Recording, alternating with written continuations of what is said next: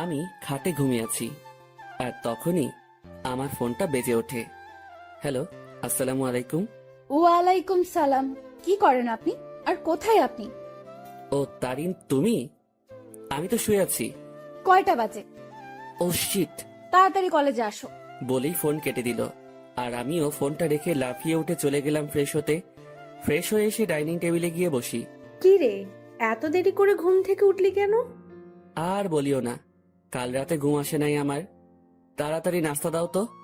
তারপর নাস্তা করেই আম্মুকে বিদায় দিয়ে বেরিয়ে পড়ি, আর রাস্তায় দাঁড়িয়ে আছি রিক্সার জন্য। দাঁড়িয়ে নিজের পরিচয়টা দিয়ে দেই। বরাবরের মতো আমি মোহাম্মদ ওবায়দুর রহমান অন্তর, অনার্স 3য় বর্ষে পড়ি। আব্বু আম্মুর একমাত্র সন্তান আমি। আর সকালে যে কল দিয়ে আমাকে জাগিয়ে দেয়, সে আমার ভালোবাসা তারিন, যার সাথে আমার 1.5 বছরের সম্পর্ক। আর বাকিটুকু না হয় গল্পেই জেনে নিয়েন।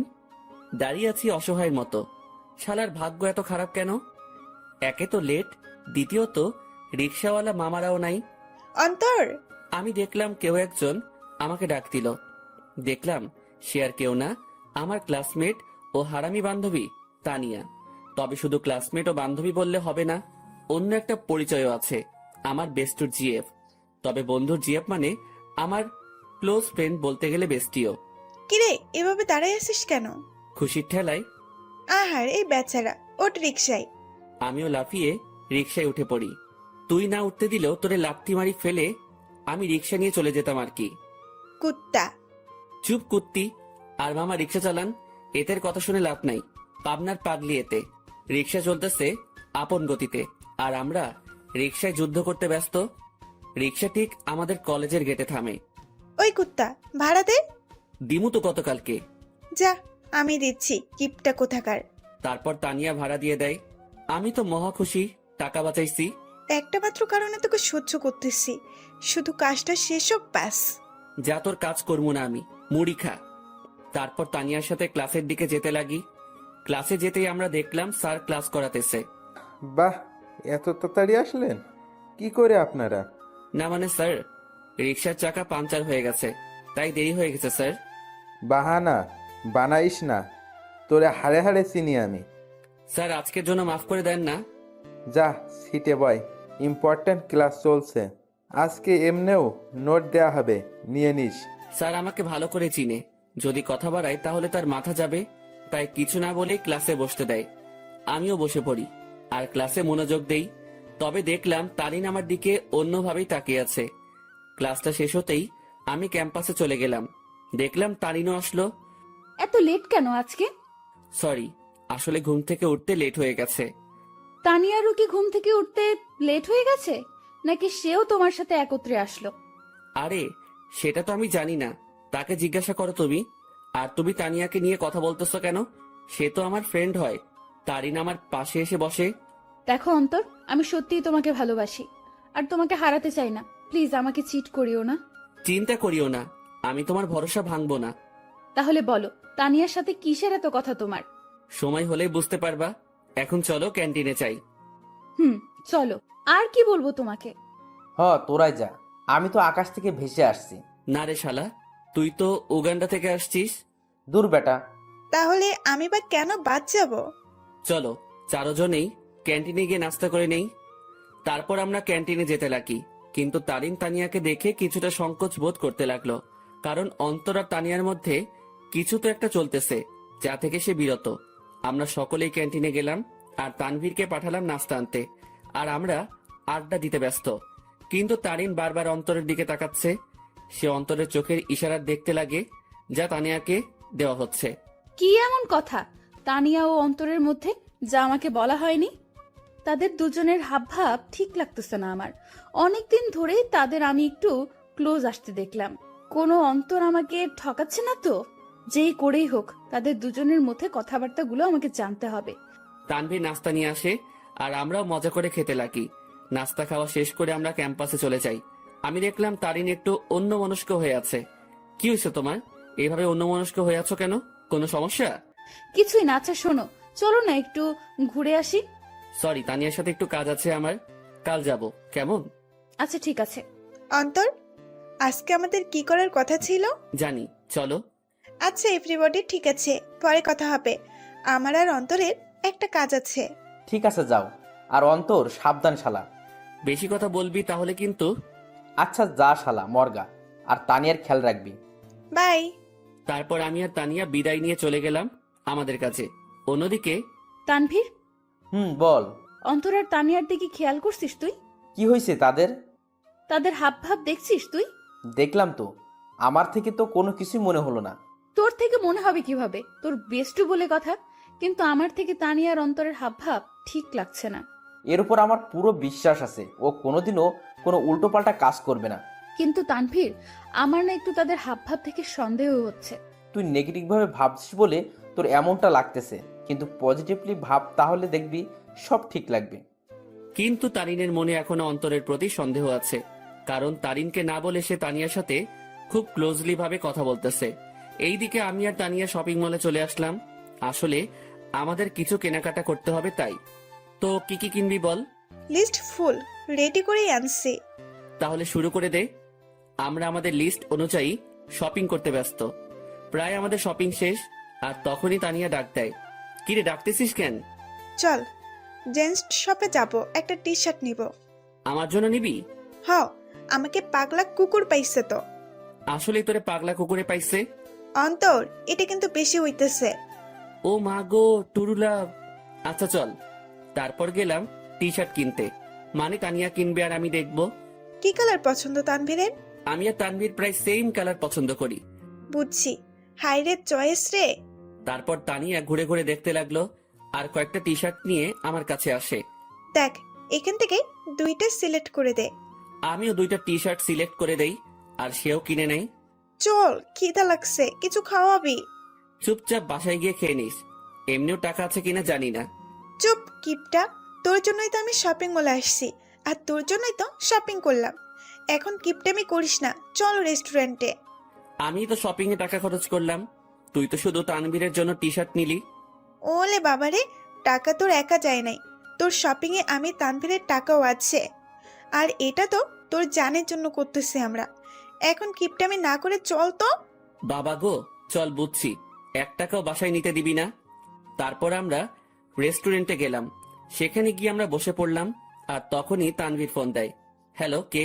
শপিং হয়েছে মামা, নাকি আরো বাকি আছে? শপিং শেষ, শুধু লাস্ট জিনিসটা আনলেই সব কমপ্লিট। সেটা আমি আনবো তো সময় মতো, তুই চিন্তা করিস না। আচ্ছা, তারিন কি চলে গেছে? তবে মামা, তোকে আর তানিয়াকে সন্দেহের নজরে দেখতেছে। বলতেছে তোর আর তানিয়ার মধ্যে নাকি কিছু চলতেছে। হ, তাও তার জন্যই। তো কি করিস? আমি কি করবো? যা করার তোর তানিয়া করতেছে। আমারে লুটতেছে রে মামা। আজ যদি তানিয়ার সাথে ব্রেকআপ করতি, তাহলে এই দিন দেখতে হতো না আমার। সমস্যা নাই, তানভীর যদি আমাকে ছেড়ে দেয়, আমিও তোর গলায় পড়বো আর কি। যা লুট হ। আচ্ছা, খাওয়া দাওয়া করে নিয়ে জিনিস সহ তানিয়াকে বাড়ি দিয়ে আসিস। ভাই, তুই এসে নিয়ে যা না। সাথে সাথে তানিয়া আমার থেকে ফোন কেড়ে নিল, আর শুরু করে দিল তাদের প্রেম আলাপ। আর আমি বেচারা আমারটার জন্য মরতেছি। তানিয়া তানভীরের কথা শেষ, আর আমাদেরও খাবার চলে আসে। অন্যদিকে তারিন ও তার কিছু বান্ধবীদের নিয়ে একই রেস্টুরেন্টে আসে, যেখানে অন্তর ও তানিয়া উপস্থিত। তারিন, দেখ তো, এটা অন্তর ভাইয়া না? তারিন অন্তরকে তানিয়ার সাথে দেখে প্রায় অবাক হয়ে গেল। তারিন দেখতে লাগলো তানিয়া আর অন্তর হেসে হেসে কথা বলতেছে আর খাবার খাচ্ছে। তারিন তার মোবাইলটা বের করে অন্তরকে কল দেওয়ার জন্য। এইদিকে আমি জানি না প্ল্যান সাকসেস হবে কিনা, তবে আমি আমার কলেজাটাকে খুশি দেখতে চাই। আমরা তো সেটাই চেষ্টা করতেছি অন্তর, তুই চিন্তা করিস না। হঠাৎই আমার কলটা বেজে ওঠে, আর দেখলাম তারিন কল দিছে। আমিও রিসিভ করলাম। হ্যালো। কোথায় তুমি? আমি তো বাসায়। কেন? ও, কি করো তুমি? এই তো আছি। আর কি, মোবাইল নিয়ে। তুমি কি করো? আমিও মোবাইল নিয়ে ব্যস্ত। আচ্ছা, পরে কথা বলি, কেউ রুমের দিকে আসতেছে। Okay bye. তারপর কেটে দিল। কি বলে সে? আমি কোথায় কি করি এইসব? বাদ দে, তাড়াতাড়ি খাবার খেয়ে নে। অন্যদিকে তারিন অন্তরের মিথ্যা কথা শুনে মুখ চেপে কান্না করতে করতে বেরিয়ে যায়, সাথে তার বান্ধবীরাও। ও কেন আমার সাথে এত বড় প্রতারণা করলো? যদি আমাকে ভালো না বেসে থাকে, তাহলে কেন আমার ফিলিংস নিয়ে এইভাবে খেলা করলো সে? আমি কি ওকে ভালোবাসি নাই, নাকি আমার ভালোবাসায় কমতি ছিল? না, এর জবাব ওকে দিতেই হবে। তারিন কোনো মতে তার চোখের পানি ধরে রেখে বাড়ি চলে যায়। এইদিকে, ম্যাডাম চলেন, আজকে এমনিও অনেক কাজ আছে আমাদের। তারপর বিল মিটিয়ে তানিয়াদের বাড়ির দিকে চলে যাই। তবে তানিয়াদের পুরনো বাড়িতে যাই আমরা। তানিয়াদের পুরনো বাড়িতে আসার আগেই তানবীরকে কল দিয়ে আসতে বলে দেই, আর সে এখন উপস্থিত। সব নেওয়া হয়েছে তোর? হয়েছে, জাস্ট লাস্ট জিনিসটাই বাকি। মামা, তারিন কিন্তু তোর উপর সন্দেহ করতেছে। সে মনে করতেছে আমার কলিজার লগে তোর চলতেছে। আমাকে কি পাগলে পাইছে? এই সেমরির সাথে আমার চলবো? ভাই রে ভাই, কি জিনিস রে এটা! আমার লুটি ফেললো। ভাই, একটু দেখে শুনে রিলেশন করতে পারিস না? ওই সাবধান। ঝগড়াঝাড়ি বাদ দে, আর এইগুলো আমাদের দিয়ে বাড়ি যা, আমরা কাজ শুরু করে দিব। ওকে, নেইগুলো, আমি গেলাম। তারপর তাদের জিনিসপত্রগুলো দিয়ে আমিও বাড়ি চলে গেলাম। কই ছিলি তুই? আসিলাম আর কি, মেসেজ দিছিলাম না, দেখো নাই? দেখছি। যা রুমে, আমি তোর জন্য চা আনতেছি। এই না হলে আমার আম্মু আমার কতই না খেয়াল রাখে, আমাকে কতই না ভালোবাসে। হাওয়া দাওয়া বন্ধ কর। আমিও রুমে চলে গেলাম, আর একটু ফ্রেশ হয়ে সেই খাটে লেটিয়ে পড়ি। আর আজকের পার্টির জন্য উত্তেজিত। আসলে প্রায় এক সপ্তাহ আগ থেকে আজকের দিনের জন্য প্ল্যান করতেছি আমি, তানবীর ও তানিয়া। কারণ আজ আমার কলিজাটার জন্মদিন, তাই চিন্তা করলাম ওর জন্য সারপ্রাইজ বার্থডে পার্টি অ্যারেঞ্জ করে তারিনকে সারপ্রাইজ দিব আমি শিওর তারিন আজকে সেই লেভেলে চমকেও যাবে। ও খুশিও হবে, কারণ আমি জানি তারিন আমাকে কতটা ভালোবাসে। আম্মু চা নিয়ে আসে। আসলে দুপুরে চা খাওয়ার অভ্যাস, তাও রং চা। কি রে, আজকে তোর চেহারায় অন্য কিছুই দেখতে পাচ্ছি আমি। কি ঘটিয়ে আসলি আবার? দূর, কই কি ঘটাইছি আমি? সত্যি করে বল, কি ঘটিয়ে আসলি তুই? তোর চেহারায় আজ অন্য কিছুই বলতেছে আমাকে। ধুর আম্মু, বললাম তো কিছুই ঘটাই নাই। যাও, কথাই বলবো না। বলিস না, আমি গেলাম। তুই তোর রং চা শেষ কর। তারপর আম্মু চলে যায়, আর আমিও রং চা শেষ করলাম। আর আজকে কি কি হবে সেটা নিয়ে ভাবতে লাগলাম। অন্যদিকে তারিন বালিশে মুখ গুজে কান্না করতে ব্যস্ত, কারণ সে অন্তরকে তানিয়ার সাথে রেস্টুরেন্টে দেখলো। আর যখন সে অন্তরকে কল দেয় ও জিজ্ঞাসা করে, তখন অন্তর তাকে মিথ্যা বলে। সে অন্তরের এইসব নিয়ে ভাবতে লাগে আর চোখের পানি ফেলতে লাগে। সন্ধ্যাবেলা আমিও রেডি হয়ে নিলাম, দেখলাম তানিয়া কল দিছে। হ্যাঁ বল। কই তুই আসবি না? আমি না আসলে আমার তারিনকে কেক কে খাওয়াবে, ও লাগাবে। আচ্ছা, তানবীর কি গেছে কেক আনতে? তুই তাড়াতাড়ি আয়। বলেই কল কেটে দিল। আমিও মোবাইল আর ওয়ালেট নিয়ে বাসা থেকে বেরিয়ে পড়লাম। আমি চলে গেলাম সেই জায়গায়, সেখানে আমাদের বার্থডে পার্টি হবে। আর সেটা হলো তানিয়াদের পুরনো বাড়ি। আসলে তানিয়ার পরিবার আমাদের চিনে, আর তানিয়া ও তানভীরের বিয়েও ঠিক হয়ে আছে, কারণ তানিয়া ও তানভীরের বাসায় তাদের সম্পর্ক মেনে নেয়। আমিও দরজার কাছে গিয়ে নক দেই। কিরে, আসছিস? আজকে সেই মজা হবে। আমি তো আর ওয়েট করতে পারতেছি না। ভেতরে চল তো। আমিও ভিতরে চলে যাই। অন্যদিকে তারিনের বান্ধবী নিশু দেখে অন্তর ও তানিয়ার কথাবার্তা শুনে অবাক হয়ে যায়। এটা আমি কি শুনলাম? অন্তর ভাইয়া তানিয়া আপুর সাথে উনি এত নিচু মানুষ তা আমার জানা ছিল না। আমি এখনই তারিনকে বলবো এই সব। নিশু তার মোবাইল বের করে আর তারিনকে কল দেয়। হ্যালো তারিন, শোন, কথা আছে। বলো। তারপর নিশু যা যা শোনে সব বলে। যা শুনে তারিন এবার রেগে যায়। আই জানোয়ারের বাচ্চা, আমি এবার ছাড়বো না। আমি এর শেষ দেখেই ছাড়বো। তুই সেইখানেই থাক, আমি এক্ষুনি আসতেছি। তারপর কল কেটে দেয়। আর তারিনও রেগে ঘর থেকে বের হয় অন্তরকে সাহায্য করার জন্য। তারিন ও তার বান্ধবী নিশু মিলে ঘরের দরজায় গিয়ে কান পেতে শুনে। এইদিকে আমি আর তানিয়া মিলে হলরুমে যা যা করা বাকি ছিল তা করলাম। আমিও তাড়াহুড়ো করতে গিয়ে সেখানে থাকা সোফার টেবিলের উপরে একটা বোতল ছিল, সেটা ধাক্কা খেয়ে তানিয়ার গায়ে পড়ি। আউ! সরি। এত তাড়াহুড়ার কি আছে, আস্তে আস্তে কর। ওকে। অন্যদিকে তারিন তাদের কথাগুলো শুনে মুখ চেপে কান্না করতে লাগলো। আর নিশু প্রায় অবাক হয়ে গেল এই সব শুনে। অন্তর ভাইয়া এত নীচ আর নোংরা প্রজাতির মানুষ হবে তা কল্পনাও করতে পারি না আমি। কুত্তার বাচ্চা, জানোয়ার, নরপশু, তুই তো আজকে শেষ। তারপর তারিন জোরে জোরে দরজা নক করতে লাগে। এইদিকে মনে হয় ও চলে আসছে। ওরে আমার লজ্জাপতি, এত লজ্জা পাইস না। তোর লজ্জা দেখে না লজ্জাও ইনসাল্টেড ফিল করবে। কুত্তা, তোর সাথে কি এমন দুশ্মনী করলাম, কথায় কথায় ইনসাল্ট করিস? যা দরজা খোল। আমিও গিয়ে দরজা খুললাম। দরজা খুলে থ হয়ে গেলাম, কারণ তারিন ও নিশু উপস্থিত। তোমরা সাথে সাথে তারিন আমার কলার ধরে আমাকে ছুঁড়ে মারে ফ্লোরে। কুত্তার বাচ্চা, জানোয়ার, শয়তান, বেয়াদব, লম্পট, বখাটে, প্লে বয়, আমার সাথে কি করে এসব করতে পারলি তুই? সাথে সাথে তারিন তার জুতা খুলে আর আমার গালে মারতে থাকে। জানিস আমি তোকে কতটাই না ভালোবাসছি, কিন্তু তুই যে এমন হবি কে জানতো? তারিন, কি করছিস তুই এইসব? চুপ, বেয়াদব নষ্টা মেয়ে। তুইও কম না। তোর আর তানভীরের বিয়ে ঠিক হয়ে থাকার পরেও তুই আমার বয়ফ্রেন্ডের সাথে ছি। আর তুই, তোকে কতই না ভালো ভাবছিলাম আমি, কিন্তু তুই তো আস্তে একটা লুচ্চা, বেয়াদব, লম্পট, মানে যত খারাপই বলি না কেন তার থেকেও নিচ তুই। আমি তারিনের অবস্থা দেখে অবাক হয়ে গেলাম। আর সে তো আমাকে তার পায়ের জুতো দিয়ে আমাকে মারলো।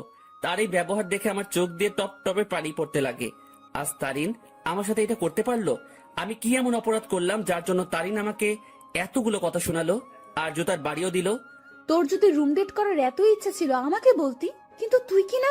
এই লুচ্চা প্লে বয়, তোর কি একটুও মনে সংকোচ বোধ করে নাই? নিজেই নিজের বেস্ট ফ্রেন্ডের হবু বউয়ের সাথে তুই। আমার তো মন ভেঙে ফেললি, কিন্তু কি করে নিজের বেস্ট ফ্রেন্ডকেও ধোকা দিলি তুই?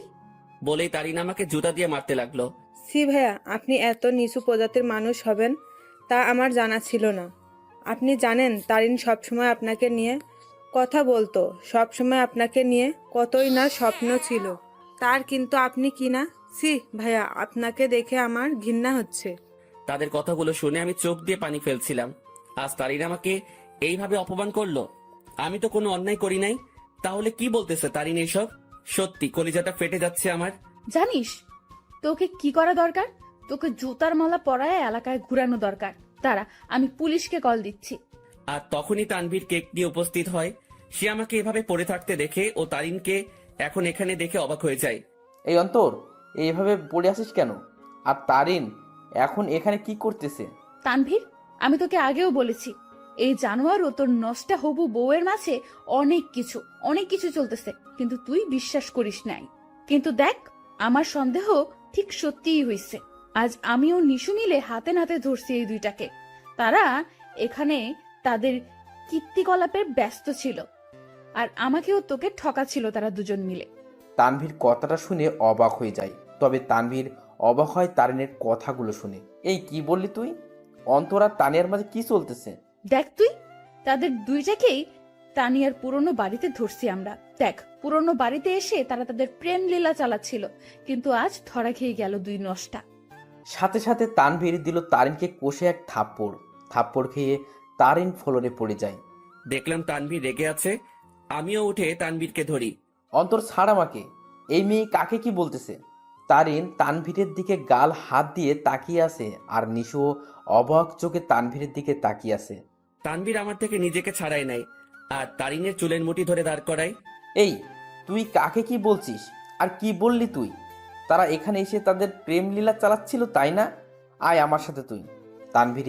তারিনের চুলের মুঠি ধরে হলরুম দেখাতে লাগে। এই দেখ, তারা আসলে কি করতেছিল। তোর জন্মদিন উদযাপন করার জন্য সে আজ থেকে 7 দিন আগে থেকেই তোকে খুশি করার জন্য আমাকে ও তানিয়াকে নিয়ে প্ল্যান করে। সে তোর হাসি মুখটা দেখার জন্য দেখ কি করছে। চারদিকে ভালো করে তাকিয়ে দেখো। তারিন ভালো করে দেখে পুরো হলরুম দেখে যা সম্পূর্ণভাবে সাজানো। সেখানে বেলুন, জরি কাগজ ও বিভিন্ন কাগজের কারুকার্য দিয়ে সাজানো। তারপর তানভীর তারিনের চুলের মুঠি ধরে বার্থডে অলবোর্ড দেখায়। কি, ওরা তো এখানে নষ্টামি করতে আসছে, তাহলে এই সব কোনো প্রয়োজন ছিল? উত্তর দে।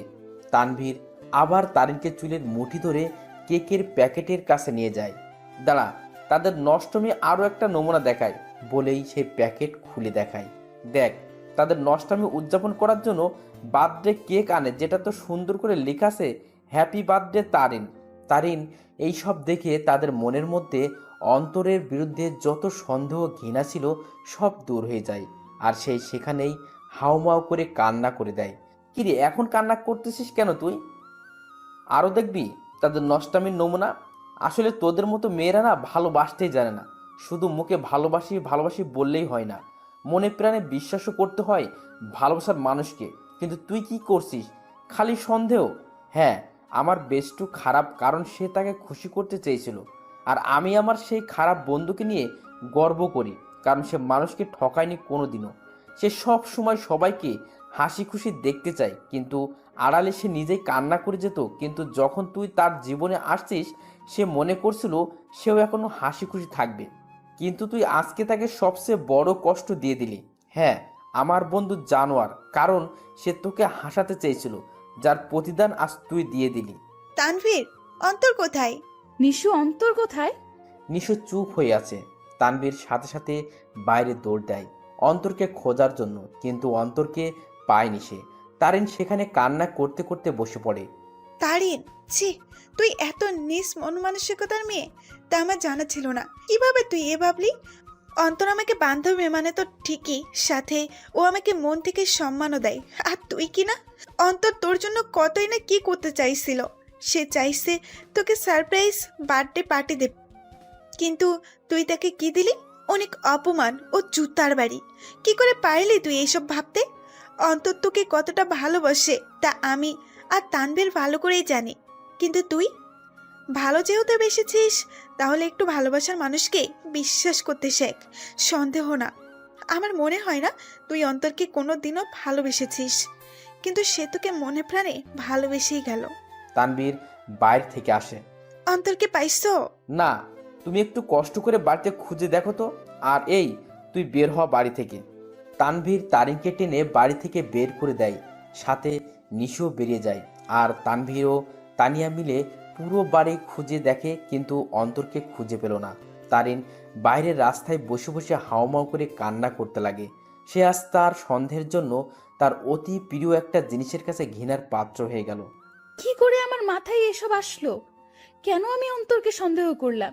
যে আমাকে বলেছিল আমাকে কোনোদিন ঠকাবে না, কিন্তু আমি তাকে বিশ্বাস না করে তাকে অনেক কথা শোনালাম, খুব জুতার বাড়ি দিলাম। ছেলেটা তো আমাকে হাসি খুশি রাখতে চেয়েছিল, কিন্তু আমিই ওকে কাঁদিয়ে দিলাম। বলে সে আরো কান্নায় ভেঙে পড়ে। এইদিকে আমি মেইন রোডে চলে আসলাম। আজ আমাকে আমার ভালোবাসা ভালোই একটা শিক্ষা দিল, আর বুঝিয়ে দিল আমি তার মনে কোনোদিনও জায়গা করে নিতে পারলাম না। আমি তার মনে বিশ্বাস জোগাতে পারলাম না। হয়তো আমারই ভুল ছিল, আগে তার মনে বিশ্বাস জোগানোটা দরকার ছিল। পরে না হয় তার জন্য কোনো কিছু করতাম। হয়তো আমার ভালোবাসায় কমতি ছিল, যার পরিণাম জুতার বাড়ি পেলাম। না, আর কোনোদিনও কাউকে ভালোবাসবো না, আর মনে আঘাত চাই না। আমি তারিনকে পেয়ে মনে করেছিলাম আমার দুঃখ কষ্ট ওর সাথে শেয়ার করব। মনে করলাম ও আমাকে বুঝবে, কিন্তু আমি ভুল ছিলাম। থাক, আর কাউকে ভালোবাসার প্রয়োজন নেই, আমি একাই ঠিক আছি। আর যদি কাউকে প্রয়োজন হয়, আমার বেস্টু ও আমার হৌভাবি আছে না, কিন্তু না আর কাউকে বিশ্বাস করব, না কাউকে মন দিব। কেউ চাই না, আমার শুধু পরিবার ও বান্ধবীদের নিয়ে থাকবো আমি মেইন রোডে হাঁটতে লাগলাম, মনকে শান্ত ও বোঝানোর জন্য যে তার জন্য কোনো ভালোবাসা নেই, আছে শুধু সন্দেহ আর সন্দেহ। আমিও মেইন রোডে যতদূর পারলাম হাঁটতে লাগলাম। কি বা করবো আমি? ভাঙা মনকে সান্ত্বনা দিতে চাচ্ছি আমি। চিন্তা করছিলাম মনের মতো একজন পেয়ে তাকে নিয়ে আমি হাসি খুশি থাকবো, কিন্তু ভাগ্য একটা মোড় দিয়ে দিল। রাত 11টা বাজে, আমি এখনো রাস্তায় হাঁটছি আর চোখের পানি ফেলছি। আমার ফোনটাও অফ করে রাখছিলাম যাতে কেউ আমাকে বিরক্ত না করতে পারে, কারণ আমি একটু একা থাকতে চাই। রাত 12টা বাজে, আমি রাস্তার এক কোণায় বসে আছি। তবে আজ আমার নেশার সাহায্য নিতে ইচ্ছা করছে, তাই আমিও উঠে হাঁটতে লাগলাম আর খুঁজতে লাগলাম কোনো দোকান খোলা আছে কিনা। আমি দেখলাম একটা টঙের দোকান খোলা, তাই আমিও চলে গেলাম। কি চাই মামা? আমি সংকোচ বোধ করতে লাগলাম, কারণ আমি আজ পর্যন্ত কোনো দিনও কোনো দোকানে গিয়ে সিগারেট চাই নাই। আরে ভাই, বলবেন তো কি লাগবে? সিগারেট লাগবে? আরে এটার জন্য এভাবে সংকোচ বোধ করছেন কেন ভাই? বলেন কি সিগারেট দিব? আমি বেশিরভাগই ডার্বি, ব্যানসন ও গোল্ডলিপের কথা শুনেছিলাম, তাই চিন্তা করলাম তিনটাই নিয়ে নেই। ডার্বি, ব্যানসন ও গোল্ডলিপ তিনটার এক প্যাকেট দিয়ে দেন। তারপর দোকানদার আমাকে দেয় আর আমিও টাকা দিয়ে দেই। সাথে একটা লাইটারও নিয়ে নিলাম। আমিও যেতে লাগি। ভাই একটা কথা বলবো? জি বলেন। ভাই আমি এই প্রথম দেখলাম কেউ একসাথে 3 ধরনের সিগারেট নিল। ভাই আপনারা কি গ্রুপ মিলে আড্ডা দিবেন নাকি? সেটা আপনি না জানলেও চলবে। আপনার কাজ সিগারেট বিক্রি করা, এই সকল প্রশ্ন করা না। বলেই চলে আসলাম সেখান থেকে। তারপর আমিও আবারও মেইন রোডে গিয়ে সিগারেট ধরালাম। হাতে সিগারেট খাবো কি খাবো না তা ভাবতে লাগলাম। পরে এইসব ভাবনা চিন্তা বাদ দিয়ে সোজা খাওয়া শুরু করে দিলাম। প্রথমে একটু কষ্ট লাগলেও পরে ঠিক লাগতে লাগলো। প্রথমে গোল্ডলিপ, এরপর ব্যানসন, এরপর ডার্বি খেলাম। একটা শেষ হতেই অন্য একটা ধরিয়ে দিলাম। এভাবেই 3 প্যাকেটই প্রায় শেষ। শুধু ডার্বির 4টা সিগারেট বাকি আছে। দেখলাম 1টা বাজে। পরে মনে পড়লো বাসার কথা, তাই মোবাইলটা অন করলাম। অন করতেই আম্মু আব্বুর প্রায় 150-র উপরে SMS এবং সাথে সাথে আব্বুর ফোন। হ্যালো, কি রে? কই তুই? ফোন বন্ধ কেন তোর? আরে মোবাইল হঠাৎই বন্ধ হয়ে যায়, এতে আমার দোষ কোথায়? কি রে, তুই রেগে আছিস কেন? কি হয়েছে? আমার ইচ্ছা, আমার লাইফ, আমি যা খুশি করব। ফোনটা রাখো, আর আমি পরে আসবো, একটা পার্টিতে আছি, বাই বলেই কল কেটে দিলাম। এরপর বাকি যে সিগারেট গুলো ছিল সেগুলো একটার পর একটা শেষ করলাম। আমি চাচ্ছি সিগারেটের ধোঁয়া দিয়ে নিজের কষ্টটাকেও উড়িয়ে দিতে। প্রায় 2:30 বাজে আমি বাসার দিকে গেলাম। আমি দরজায় টান দিতেই দরজা খুলে যায়, আর আমি বাড়ির দরজা বন্ধ করে দিয়ে রুমে চলে যাই। শুয়ে থাকতে থাকতে ঘুম চলে আসে। অন্তর, অন্তর, আব্বু ওঠ, আর কতক্ষণ ঘুমাবি? সকাল হয়েছে তো। আম্মুর ডাকে আমি উঠে পড়ি। এইভাবে কি দেখো তুমি? তোর চোখ লাল হয়ে আছে কেন? ধুর, বোকার মতো কথা বলিও না তো। কাল রাতে আসলাম কয়টায়, আমি ভালো করে ঘুমোতে পারি নাই তো, তাই। আমিও উঠে বাথরুমে ফ্রেশ হতে চলে যাই। সেখানে আমি আয়নায় আমার চোখগুলো দেখতে লাগলাম। আসলে আমার চোখগুলো লাল হয়ে আছে, তবে একটু ভয়ঙ্কর লাগতেছে দেখতে। এখন আমার চোখগুলো দেখলে মনে হবে আমি কোনো এক নরপশু হিংস্র হয়ে আছি, আর শিকার পেলে সোজা গিলে ফেলবো। আমি খেয়াল করলাম আমার গায়ের থেকে সিগারেটের গন্ধ আসতেছে, তাই পকেটে যা যা ছিল সব বের করে এক সাইডে রেখে সেই অবস্থায় গোসল করে নিলাম। তারপর রুমে গিয়ে একটা টি শার্ট ও প্যান্ট নিয়ে আবার বাথরুমে চলে গেলাম আর চেঞ্জ করে নিলাম। এরপর আমি আমার রুমে আয়নার সামনে গেলাম।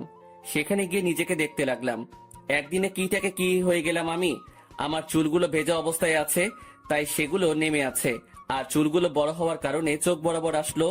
তবে সেই অবস্থায় নিজেকে দেখলাম আর নিজেই প্রায় ভয় পেয়ে গেলাম, কারণ আমার চুল ও চোখের জন্য একটা কি বলবো ভাই, বাদ দেন। আমিও ডাইনিং রুমে চলে গেলাম। দেখলাম আব্বুও উপস্থিত। আমিও টেবিলে বসলাম। কি রে, কাল রাতে কই ছিলি? একটা ফ্রেন্ডের বাসায় বার্থডে পার্টিতে ছিলাম।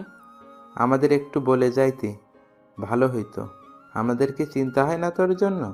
সাথে সাথে টেবিলের উপর থেকে একটা গ্লাস নিয়ে ফ্লোরে আছাড় মেরে ভেঙে ফেলি। আমাকে পাইছোটা কি তোমরা? আমি কি মেয়ে নাকি যে আমাকে নিয়ে চিন্তা হয়? যদি এতই চিন্তা হয় তাহলে কেন বাইরের দুনিয়া দেখাইছো আমাকে?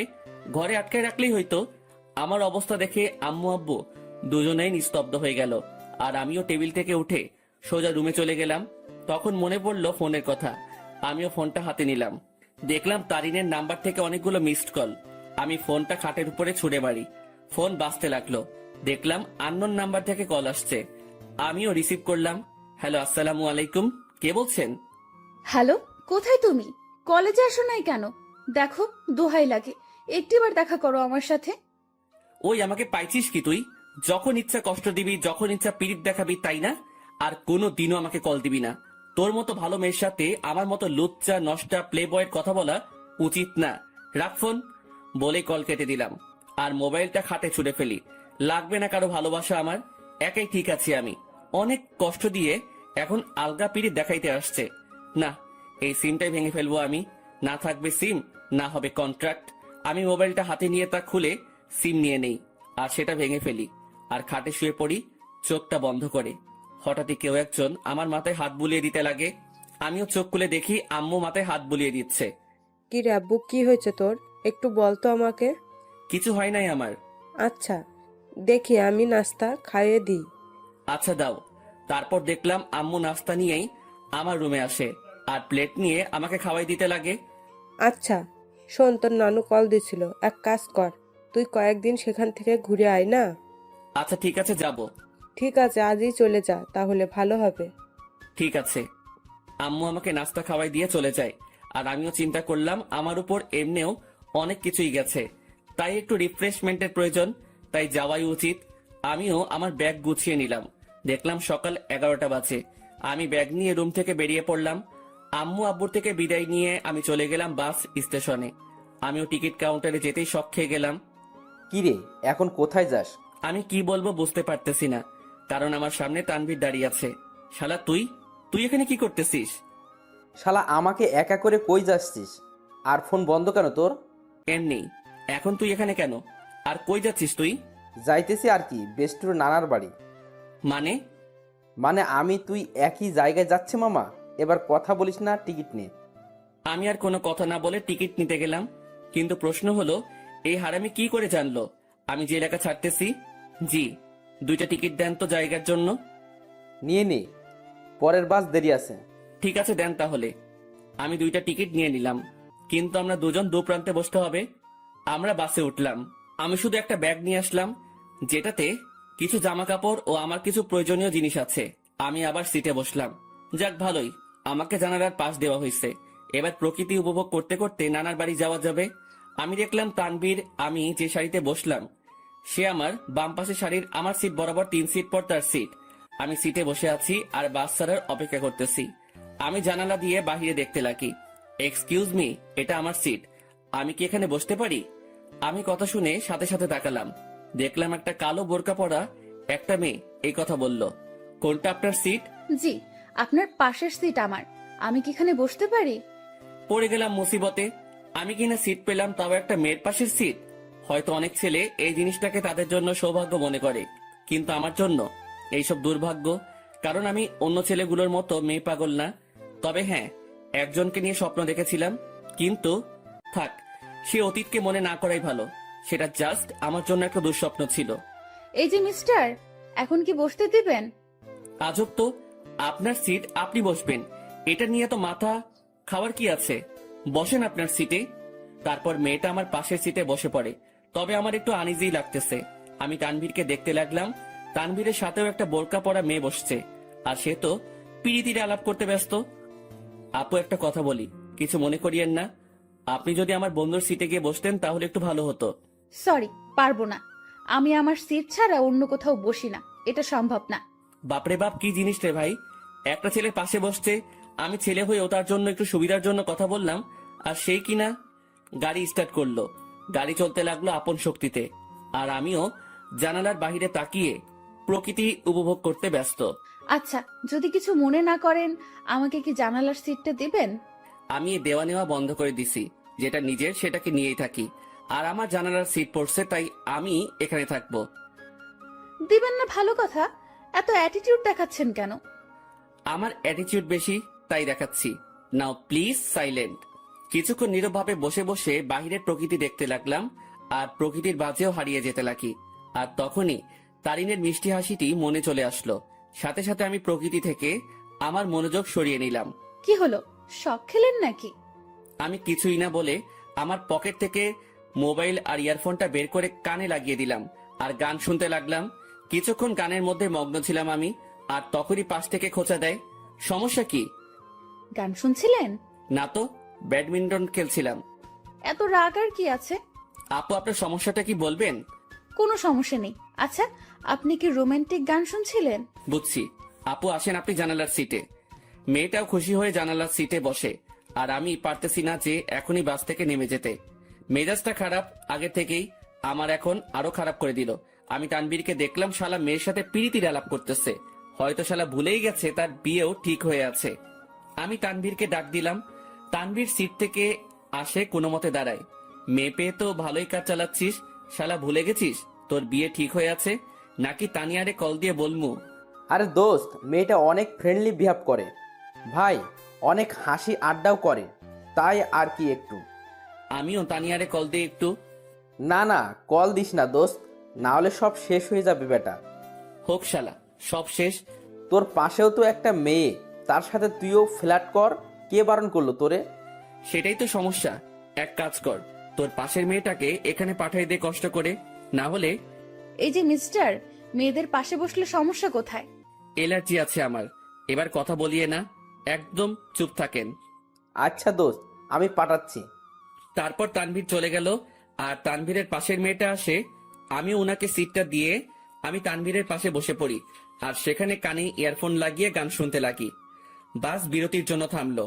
তানভীর চল, একটু ফ্রেশ হয়ে নেই, আর কিছু খেয়ে নেই। চল। তারপর আমরা বাস থেকে নামলাম, আর একটু হালকা হয়ে নিলাম।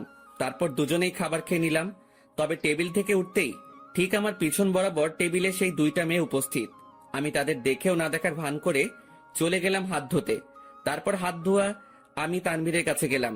তুই খা, আমি বিল দিয়ে দেই। না, বিল দিস না, আমি দিব। তুই কেন দিবি? তুই আমার সাথে আসছিস, তাই তোর বিল আমি দিব। মামা বেইমানি হবে কিন্তু। যা যা তুই দে, এমনিও কিপটা তুই, দে শালা। তারপর তানবীর খেয়ে বিল দিল আর কিছু খাবার নিয়ে নিল। আমরা বাসে উঠে যাই আর আমাদের আসার পরেই সেই মেয়ে দুইটাও আসে। কিছুক্ষণ পরে বাসটা ছেড়ে দেয় আর আমিও কানে ইয়ারফোন দিয়ে গান শুনতে লাগি। প্রায় 2.5 ঘন্টা পরে আমরা আমাদের গন্তব্যে পৌঁছে যাই। আমরা বাস থেকে নামি আমাদের ব্যাগ নিয়ে। কিছুক্ষণ পরেও দেখলাম সেই মেয়েগুলো। আমি তাদের দেখেও না দেখার ভান করে আমি মোবাইলটা বের করলাম আর মামাকে ফোন দিলাম। হ্যালো মামা, কই তুমি? আরে আমি সিএনজি স্টেশনের সামনে। পরে আমি মামাকে দেখলাম আর কলটা কেটে দিয়ে আর তানভীরকে দিয়ে মামার কাছে চলে গেলাম। মামা আমাকে দেখে জড়িয়ে ধরে। কেমন আছিস অন্তর? ভালোই আছি। তোমাকে কয়বার বললাম আমার জন্য গ্রামের একটা সুন্দরী খুঁজতে, যাতে বিয়ে করতে পারি? হা হা হা, বজ্জাত, এখনো ফাজলামি যায় নাই তাই না? কেমনে যাবে? মুই লেজেন্ডারি ফাজিল। আর মামা, এ হলো আমার বেস্টু, যার কথা তোমাকে বলতাম। কেমন আছো তানভি? তোমার কথা আমাকে এই ফাজিলটা প্রায় সময় বলে থাকে। জি ভালো, আপনি কেমন আছেন? ভালো। আচ্ছা তোরা চল আমার সাথে। তারপর মামা একটা সিএনজি ভাড়া করে, কিন্তু মামা কাকে যেন খুঁজতে লাগলো। কাকে খুঁজো মামা? আরে আরো দুজন আসবে, আব্বু বলছিল। কি অবস্থা তার শরীরের? ভালোই আছে আব্বু। আর আব্বু বলছিল তার নাকি কোনো বন্ধুর 2টা নাতনিও আসবে, তাদেরও নিয়ে যেতে বলল। ও আচ্ছা। তার কিছুক্ষণ পর মামা কাকে দেখে যেন চলে যায় আমাদের সিএনজির কাছে রেখে। আর কিছুক্ষণ পরে মামার সাথে 2টা মেয়ে আসে। তাদের দেখে আমি অবাক হয়ে গেলাম, কারণ এরা হলো সেই মেয়েগুলো যেগুলো আমাদের সাথে বসেছিল। আমি অবাক চোখে দেখতে লাগলাম। তোরা ওঠ, আমি বাইকে যাই। মামা বাইক আনছো? কেন? মামা তুমি সিএনজি করে চলে যাও, আমি বাইক নিয়ে আসতেছি। ভুলেও না। প্লিজ মামা, অনেকদিন পরে বাইক পাইলাম। কাল চালাস। আর কিছু বললাম না, কারণ মামার সাথে কথা বাড়ায় লাভ নাই। আমি আর তানবীর সিএনজিতে উঠে পড়ি আর পিছে সেই 2টা মেয়েই মজা করে বসে পড়ে। তারপর সিএনজি চলতে লাগে তার আপন গতিতে। আমিও গ্রামের পরিবেশ উপভোগ করতে করতে যেতে লাগি। মামা তার বাইক নিয়ে চলে যায়। আমরা আমার নানার বাড়ি পৌঁছে যাই। আমি দেখলাম নানা ভাই দরজায় দাঁড়ায় আছে। আমি নানা ভাইয়ের কাছে গেলাম আর নানা ভাইকে সালাম করলাম। নানা ভাই, কেমন আছিস? তারপর নানা ভাই আমাকে জড়িয়ে ধরে। আমি তো ভালোই আছি, তবে তোমার খবর জিজ্ঞাসা করবো না, কারণ তোমাকে দেখে পাওয়ারফুল মানুষ মনে হচ্ছে। কি মনে করিস? আমার অনেক শক্তি বলেই তো 80 বছরে বেঁচে আছি। কিন্তু নানা ভাই, আমি তো শুনছি ভালো মানুষ তাড়াতাড়ি মরে আর শয়তান নাকি অনেক বছর বাঁচে। চুপ বেটা, ভিতরে যা। আমাদের ধমকায় লাভ নাই নানা ভাই। তারপর তানভীরকে আমার কাছে ডাক দিলাম। নানা ভাই, আমার বন্ধু তানভীর, ও আমার সাথে আসছে। আসসালামু আলাইকুম। ওয়ালাইকুম আসসালাম। আমার বজ্জাত নাতিটা আমাকে নানা ভাইকে ডাকে, তুমিও আমাকে নানা ভাই ডাকতে পারো। জি আচ্ছা। মানিক, অন্তর তোর বন্ধুকে তাদের রুম দেখিয়ে দে। আচ্ছা আব্বু, তোরা আয় আমার সাথে। আমরা দুজন মামার সাথে যেতে লাগি। আসলে নানাদের বাড়িটা বলতে গেলে বড় একতলা বিল্ডিং, যেটা একটু বড় করে বানানো হয়। মামা আমাদের একটা রুমে নিয়ে যায়। এটা তোদের রুম। আর তানভীর, তুমি আমাকে মামা ডাকতে পারো, অন্তর যেমনটা ডাকে আর কি। মামা না, এখন থেকে মামু ডাক মনে। আস্তে আস্তে শুরু করে দিলে। দাঁড়া, তোরে বিয়েটা করায়ে দিয়ে তোর বউয়ের হাতে তোরে শায়েস্তা করবো আমি। আগে নিজের গদি সামলাও। লাস্ট টাইম মামিকে দিয়ে কি করছিলাম মনে আছে নাকি? এবার আগের বারের থেকেও ডাবল হবে। তোরা ফ্রেশ হয়ে হলরুমে আয়, আমি গেলাম। কিরে ভাই, তুই তোর মামার থ্রেট দেশ? আরে বেটা, আসলে আমাদের পরিবারটা একদম ফ্রেন্ডলি, তাই সবার সাথে হাসি মজা করেই থাকি। তোর মতো আমি একটা পরিবার পাইলে হইতো। আমার পরিবার মানে তোরও পরিবার বেটা। এখন কথা না বলে ফ্রেশ হয়ে নে। তারপর তানভীর ফ্রেশ হয়ে নিল। এরপর আমিও ফ্রেশ হয়ে নেই আর দুজনেই হল রুমে যাই। সেখানে আমার মামাতো ভাই শান্ত বসে বসে মামা ও নানা ভাইয়ের সাথে কথা বলতেছে। কিরে শান্ত, কি অবস্থা তোর? শান্ত আমাকে দেখে আমার কাছে চলে আসে। সে 9-এ পড়ে। অন্তর ভাইয়া, কি খবর তোমার? কেমন আছো? ভালো আছি, কিন্তু তোর থেকে আমি এটা আশা করিনি। আমি আবার কি করলাম? তুই নাকি গোপনে বিয়ে করে ফেলছিস। দূর ভাইয়া, কি বলো এইসব তুমি? আমার কথা একটু ভাবলি না? আমি তোর থেকে কত বড়, অথচ বিয়ের দিক দিয়ে ছোট বানাই দিলি। কেমনে পারলি এটা করতে তুই? তোর তো বলছিলাম আমার জন্য মেয়ে খুঁজতে, আর তুই কি না, কাজটা ভালো করিস নাই তুই। দূর ভাইয়া, কে বলেছে তোমারে আমি বিয়ে করছি? আমার বিয়ের বয়স হয়েছে নাকি? আজকালকার পোলাপানগুলো বিশ্বাস নাই, বড় ভাইরে রেখে তারাই গোপনে কাজ সেরে ফেলে। আল্লাহ কোন যুগে আনলা তুমি আমারে? তোদের কথাবার্তা শেষ হলে নাস্তা কর। ও মামি, তোমার জামাই আমাকে বাস স্টেশনে মারছে। নাউজুবিল্লাহ, কিরে বেটা, আমি তোরে কই মারলাম? এই, তুমি অন্তরের গায়ে হাত দিছো? অন্তর আসতে না আসতেই কি মামারে এভাবে মারবি নাকি? তোর জ্বালায় আর বাঁচমু না আমি।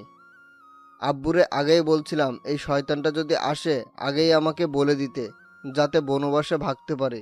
মামার কথা শুনে সবাই হেসে দিল। নানা ভাই, নানু কই? কি আমার উপর রাগ নাকি নানু? তার আদরের ছেলেরে কষ্ট দিবি আর সেই মনে হয় তোরে এমনি এমনি ছাড়ি দিব? কিছু মনে হয় বলতে হবে। তো নানু তার রুমে, আসলে শরীর একটু অসুস্থ তো, তাই রুম থেকে কম বের হয়। আচ্ছা, তাহলে আমি দেখা করে আসি। তারপর আমি নানুর রুমের দিকে যেতে লাগি। নানুর রুমের দিকে যেতেই আমি কিছু কথাবার্তা শুনতে পেলাম। নানু, আমি অনেক বড় ভুল করে ফেলেছি নানু। এখন ও আমাকে দুই চোখেই দেখতে পারে না। তুমি চিন্তা করিও না, আমাকে নানু ডাকছো না, আমি সব সামলে নিব, তুমি কান্না থামাও। আমি বুঝতে পারলাম নানুর রুমে অন্য কোনো মহিলা বা মেয়ে আছে, তবুও এটা ফ্যাক্ট না আমার জন্য। আমি যেহেতু আসছি তাই দেখা করবই, কারণ নানু আমাকে ইগনোর করবে না। তার কাছে আমি আগে, বাকি সবাই পরে। নানু, দরজা খুলে চাই। আর দেখলাম নানু দরজা খুলে নানু আমাকে জড়িয়ে ধরে। কেমন আছো নানু? ভালো, তুই কেমন আছিস? আমি তো ভালোই। আয় ভিতরে আয়। আমি নানুর সাথে ভিতরে গেলাম। আমি ভিতরে যেতেই দেখলাম আমাদের সাথে বোরকা পরা যে দুইটা মেয়ে আসছিল তারা রুমে উপস্থিত। নানু ভাই, বয় তুই। বোরকা পরা দুটো মেয়ে বলল, আচ্ছা নানু, আমরা যাই, পরে কথা বলবো আপনার সাথে। ঠিক আছে, যাও, আর চিন্তা করিও না, আমি সামলে নেব, কান্না করিও না, কেমন? তারপর রুমে থাকা দুইটা মেয়েই চলে যায়। নানু, মেয়েগুলোকে আর কান্নাকাটি করতেছিল কেন? আর বলিস না, একটু পারিবারিক সমস্যা, তাই আর কি। তো নানু ভাই, অবশেষে তোকে দেখলাম আমি, এবার শান্তিতেই মরতে পারবো আমি। নানু, কি উল্টাপাল্টা কথা বলো তুমি? এই সব বলা বাদ দাও তো। আচ্ছা নানু ভাই, বাদ দিলাম, এখন এটা বল, কেমন আছিস? আমি তো ভালোই আছি। তা তো দেখতেই পারতেছি, মনে অনেক কষ্ট নিয়ে সকলের সামনে ভালো আছিস দেখছি। মানে? কিছু না, বাদ দে। আমি নানুর সাথে নানুর রুমেই অনেকক্ষণ যাবৎ কথা বলি। অন্তর, একটা কথা শোন। জি নানু, বলো। মানুষ মাত্রই ভুল, তাই ভুল করবে, তাই বলে তাকে ক্ষমা করে দেওয়াই ভালো। কথাটা ঠিক বুঝলাম না নানু। আচ্ছা থাক, যা, রাত হইছে, খাবার খেয়ে নে। তুমি খাবা না? খাবো তো, তবে তোর মামি, আমি আর বাসায় আরো দুজন মেহমান আসছে, তাদের সাথে খাবো আর কি। আচ্ছা ঠিক আছে। তারপর আমি নানুর রুম থেকে চলে যাই আর হল রুমে যাই। সেখানে দেখি নানা ভাই, মামা ও তানভীর কথা বলতেছে। ভালোই তো, বহুত ভালো আলাপ চলতেছে মনে হয়। আমাকে দেখেই তারা হতাশ হয়ে যায়। বুঝলাম না কেন। আজব তো, এইভাবে কি দেখো? আমি কি ভূত নাকি? ভূতের চেয়ে কম নাকি তুই? এই মামু, মেজাজ খারাপ কইরো না, না হলে কিন্তু। কি করবি তুই? গ্রামের একটা মাইয়ারে কিডন্যাপ করে বিয়ে করে চলে আসমো। আমার কথা শুনে সকলেই হাসতে লাগে, তবে আমিও উপর দিয়ে হাসতে লাগি, কিন্তু ভিতর দিয়ে থাক বাদ দেই এইসব। আমার জন্য কি অন্যদের হাসি ঠাট্টা বন্ধ করব নাকি? মামি আমাদের খাবারের জন্য ডাক দিল আর আমরাও চলে গেলাম খাবার খেতে। ভাই, শীতকাল, গায়ে আমার কোট আছে, তারপরেও একটু শীত লাগছে। রাতের খাবার খেয়ে নিলাম আমরা। আমিও চিন্তা করলাম রাতের বেলা একা একা হাঁটার। আমি আস্তে করে বাহিরের দিকে যেতে লাগি। কিরে, চোরের মতো কই যাস? যা শালা, ধরা খেয়ে গেলাম। না মানে একটু বাহিরে যাব মামা। অন্তর, বাইরে প্রচুর ঠান্ডা। অসুবিধা নাই, একটু যাই, চলে আসবো তো। ঠিক আছে, যা, তবে দরজা লাগিয়ে দিবি। তুই দরজার কাছে আসলে আমাকে একটা কল দিস, আর তানবীরকে নিবি। না মামা, তানবীর এমনিও জার্নি করে আসছে, ক্লান্ত সে, তাই তাকে না নেওয়াই ভালো। আমি মামার সাথে কথা বলেই বাহিরে চলে আসি, আর পকেট থেকে মাস্কটা বের করে পরে নেই, আর কোটটাও মাথায় দিয়ে দেই।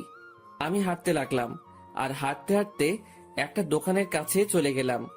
আর সেখানে যেতেই মাথায় আসলো সিগারেটের কথা।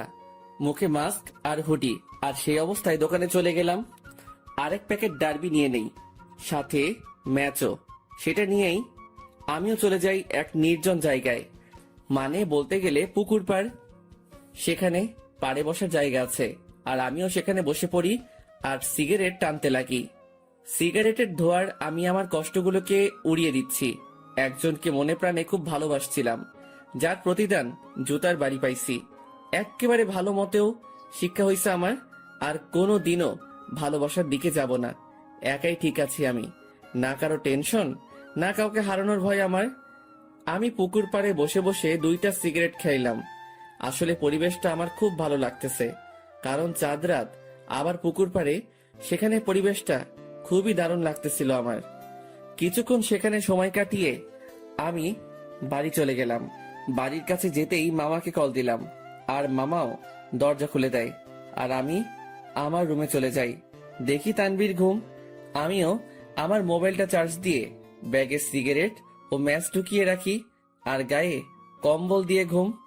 সকালবেলা অন্তর ভাইয়া, এই ভাইয়া, উঠো না কেন? সকাল হয়েছে তো ভাইয়া। আমিও উঠে পড়ি, আর দেখলাম শান্ত আমাকে ডাকতে লাগলো। সকাল হয়েছে ভাইয়া, আম্মু নাস্তা রেডি করতেছে। তুই যা, আমি ফ্রেশ হয়ে আসতেছি। আর তানভীর কই? ভাইয়া তো আব্বু ও দাদুর সাথে কথা বলতেছে। তারপর শান্ত চলে গেল। আমিও উঠে পড়ি। হঠাৎই আমার জানালার দিকে চোখ গেল, আর সেখানে দেখে মনে হচ্ছিল কেউ আমাকে দেখতেছিল। আমিও চলে গেলাম ফ্রেশ হতে। ফ্রেশ হয়ে এসে দেখি মামা, তানভীর, নানা ভাই, মামি, নানু সবাই কথা বলতে ব্যস্ত। আমিও গেলাম। তারপর সকলে মিলে নাস্তা করে নিলাম। অন্তর, আমার বাইক নিয়ে তুই তানবীরকে নিয়ে ঘুরে আয়। ও তো এখানে নতুন, তাই একটু দেখায় আন। আচ্ছা। তারপর মামার থেকে বাইকের চাবি নিলাম, আর বাইক নিয়ে দুজনেই ঘুরে আসলাম। আমরা যে গ্রামে থাকি সেখানে প্রায় সব জায়গায় চাষ করার জন্য মাঠ ও পুকুর, কিন্তু দুঃখের কথা, আমি সাঁতার পারি না। কারণ আমি জীবনের 100 ভাগের 80 ভাগই শহরেই কাটাইছি।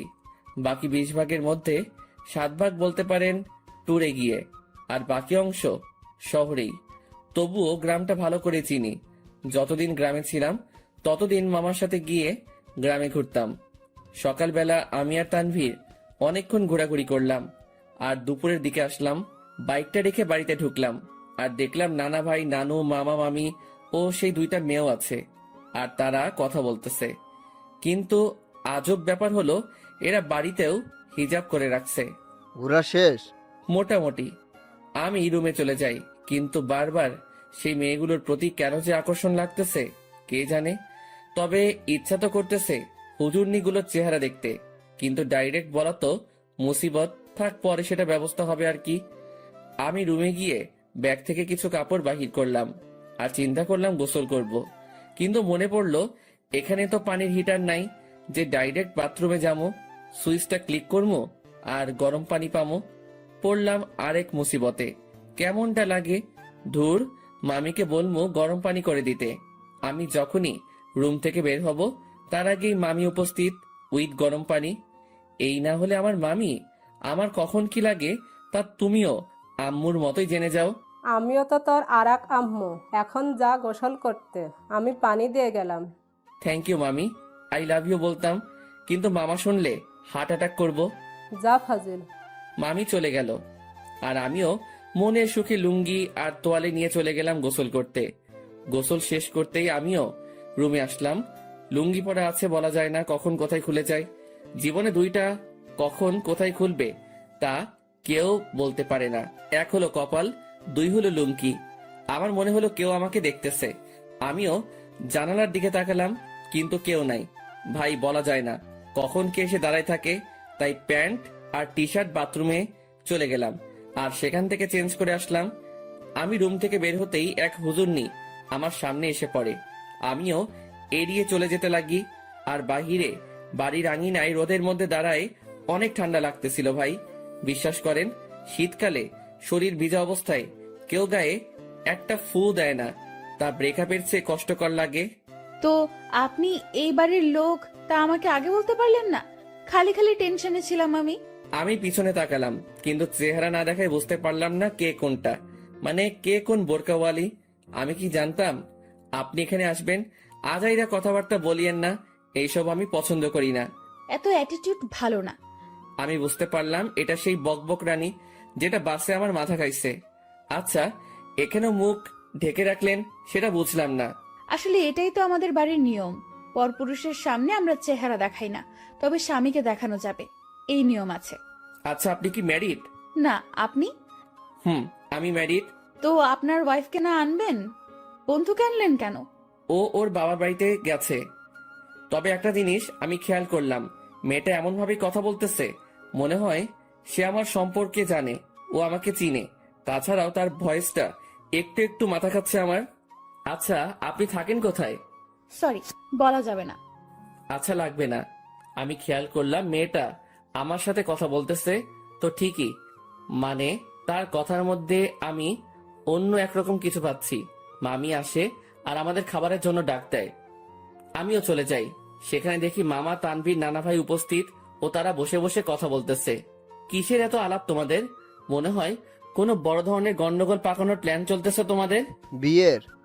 কি? কার বিয়ে? কখন? কোথায়? কোন টাইমে? দাওয়াত দিছে তো? আমি কিন্তু যাবো। শালা তোর অভ্যাস চেঞ্জ হইল না। আরে বেটা, ফ্রি খাবার কেমনে মিস করবো বেটা? ও মামা, বলো না কার বিয়ে? আমি বিরিয়ানির চান্স মিস করতে চাচ্ছি না। তোর বিয়ে? কি? এবার খা নিজের বিয়ের বিরিয়ানি। মেজাজটা এখন 440 হয়ে গেল কিন্তু। আরে তোরা থাম তো। তারপর সবাই মিলে দুপুরের খাবার খেয়ে নিলাম। অন্তর, আজকে একটু বাজারে যাব, কিছু কিনতে হবে, তুই যাবি?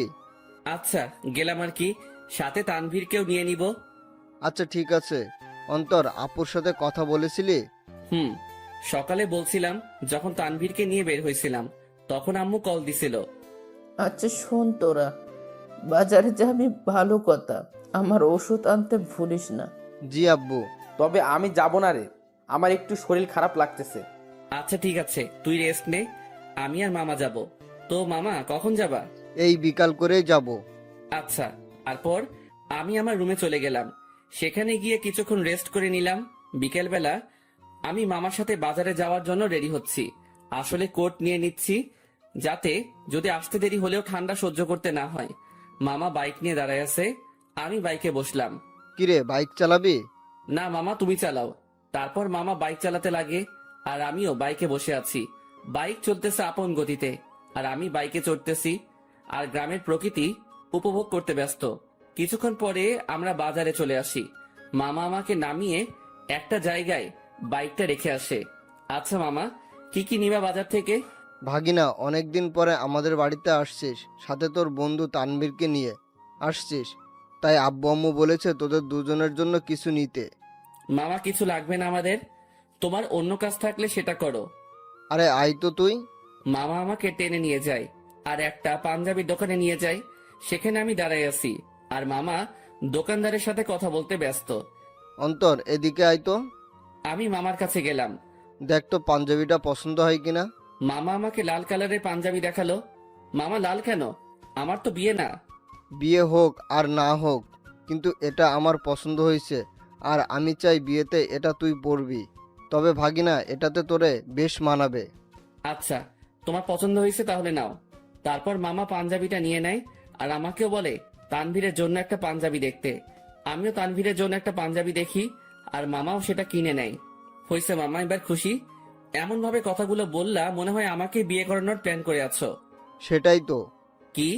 না মানে সেটাই তো, যাতে তোকে একটা বিয়ে করাই দিতে পারি। ধুর মামা, আপাতত একটু শান্তি দাও আমারে। বিয়ে করলে তো তোমার মতো হাল হবে আমার। আচ্ছা চল। আমি মামার সাথে যেতে লাগি। আমরা বাজারে হাঁটতে লাগলাম আর মামাও টুকিটাকি বাজার নিতে ব্যস্ত। আমিও মামার সাথে ঘুরে ঘুরে দেখতে লাগলাম। আর তখনই একটা শাড়ির দোকানে চোখ পড়লো। যেখানে বাহির থেকে একটা শাড়ি দেখা যাচ্ছিল, যার রং ছিল গোলাপি। শাড়িটা দেখে তারিনের কথা মনে পড়ল, আর তারিনের পছন্দের কালারও গোলাপি। যেদিন প্রথম তারিনকে দেখি, সে গোলাপি জামা পরে কলেজে আসছিল, যা দেখে প্রায় কলেজের সকলেই তার দিকে তাকিয়েছিল, আর আমি তো দেখেই লাট্টু হয়ে গেছিলাম। আর সেদিনই তারিনকে আমার ভালো লেগে যায়। এরপর তারিনের পিছেই পড়ে যাই, আর প্রায় একটা সপ্তাহের মতো পিছে পড়েছিলাম। এরপর একদিন তানভীর শালা সাহস জাগিয়ে দেয় আর প্রপোজ করি, আর সেও সাথে সাথে অ্যাকসেপ্ট করে নেয়, আর বলে নাকি সেও নাকি আমাকে পছন্দ করত, কিন্তু আমার রাগের জন্য আমার সামনেও আসতেও ভয় পেত। আসলে আমি সব সময় নিজেকে শান্ত রাখার চেষ্টা করি, কিন্তু যখন রেগে যাই তখন শান্ত হতে অনেক সময় লাগে, আর যার উপর রেগে যাই তাকে সহজে ক্ষমা করি না। কিন্তু তারিনের ব্যবহারটা আমার মোটেও ভালো লাগেনি। আসলে আমি বুঝতে পারলাম তার মধ্যে আমার জন্য কোনো ভালোবাসাই ছিল না, জাস্ট ভালো লাগাই ছিল, যেটাকে আমি ভালোবাসা ভেবে বসেছিলাম। আর সেটাই আমার বড় ভুল ছিল। ভালোবাসা মানে একে অপরের প্রতি বিশ্বাস, ভরসা। কিন্তু তারিনের জন্য আমি তানিয়ার সাথে মিলে তারিনের বার্থডে সেলিব্রেশন করার জন্য প্ল্যান করলাম, কিন্তু তারিন মনে করে বসেছিল আমার আর তানিয়ার মধ্যে কোনো কিছু চলতেছে। যদি তারিন আমাকে বিন্দু মাত্র বিশ্বাস করত, তাহলে সেটা কখনোই মাথায় আনতো না। কিন্তু তারিনের মনে ভালোবাসা ছিল না, তাই সে আমাকে তানিয়ার সাথে মিশতে দেখে সন্দেহ করতে লাগলো। আমি মনে করেছিলাম তারিনকে তার বার্থডে পার্টির সারপ্রাইজ দিব, কিন্তু সেই আমাকে বড় ধরনের সারপ্রাইজ দিয়ে বসে আছে। তার জন্য আমি একটা সপ্তাহ শান্তিতে ঘুমাতে পারি নাই, কারণ আমি তারিনের জন্য তার পছন্দের জিনিসগুলো কিনতে আনতে ব্যস্ত, কারণ আমি তারিনকে খুশি দেখতে চাই। তার জন্য এত কিছুই করে শেষমেশ জুতার বাড়ি ও মিথ্যা অপবাদ পেলাম। সে না জেনেই আমাকে এভাবে আঘাত করলো। যদি তার মনে আমার জন্য বিন্দুমাত্র ভালোবাসা থাকতো, তাহলে সে আমাকে সন্দেহ না করে আমার প্রতি বিশ্বাস রাখতো। কিন্তু সে থাক, যা হয়েছে ভালোই হয়েছে। আমিও উচিত শিক্ষা পেলাম, আর বুঝতে পারলাম তারিন আমাকে কেমন ভালোবাসছিল। কিরে, কি ভাবছিস? কই কিছুই না। আচ্ছা, নানা ভাইয়ের ওষুধ নিছো? নিব, কিন্তু তোর চোখে পানি কেন? আরে চোখে বালি ঢুকছে, সেটার জন্য। আমার সাথে আয়। আমি মামার সাথে গেলাম, আর মামা একটা কলের কাছে নিয়ে যায়, আর আমিও মুখ ধুয়ে নেই। আসলে তারিনের কথা মনে করতে করতে ওই দিনের ঘটনাটাও মনে পড়ে গেল আমার, তাই চোখেও পানি চলে আসে। সেদিন তারিন আমাকে যেভাবে মারলো, আমি বুঝতে পারলাম সে কতটা ঘৃণা করে আমাকে। সে সত্যি না জেনেই আমাকে আঘাত করলো, যা থেকে বোঝা যায় তারিনের ভালোবাসা কত দূর। চল বাড়ি যাব, বাজার শেষ। নানা ভাইয়ের ওষুধ নাও। মামা চলে গেল ওষুধ নিতে, আর আমাকে বাজারের ব্যাগ ও পাঞ্জাবির প্যাকেটগুলো দিয়ে গেল। আমিও সেগুলো নিয়ে বাইকের কাছে চলে গেলাম। আজ তারিনের কথা মনে পড়তে লাগলো, কিন্তু তাকে এখন আমি ঘৃণা করি। তার ভালোবাসার রূপ দেখলাম ভালো করেই। জানি না কোথায় আছে সে, কি করতেছে। দূর, এর কথা কেন ভাবতে লাগলাম? সে যেখানে থাক ভালো থাক, মোট কথা আমার থেকে দূরে থাকলেই ভালো। আমার আশেপাশেও যাতে এই মেয়েটাকে যেন না দেখি আমি। মামা ওষুধ নিয়ে আসে, তারপর মামা বাইক নেয়, আর আমিও বসে পড়ি ব্যাগ নিয়ে। তারপর আমরা বাড়ি ফিরি। আমি ব্যাগগুলো ডাইনিং টেবিলে রেখে আমার রুমে চলে যাই। সেখানে বসে বসে আমিও মোবাইল নিয়ে ব্যস্ত, কিন্তু তানভীর রুমে ছিল না। শালা ঠান্ডার মধ্যে গেল কই? কিছুক্ষণ পরে মামি আসে আর নাস্তার জন্য যেতে বলে। আমিও মোবাইল চার্জে লাগিয়ে নাস্তা করতে চলে যাই। দেখলাম তানভীর উপস্থিত, আর সে মামা ও নানা ভাইয়ের সাথে কথা বলতেছে। কিরে তানভীর, কই ছিলি তুই? আরে এমনি একটু বের হলাম আর কি। তারপর নাস্তা করি আর রুমে চলে যাই। সেখানে তানভীরও আসে। তোর নাম্বার বন্ধ কেন?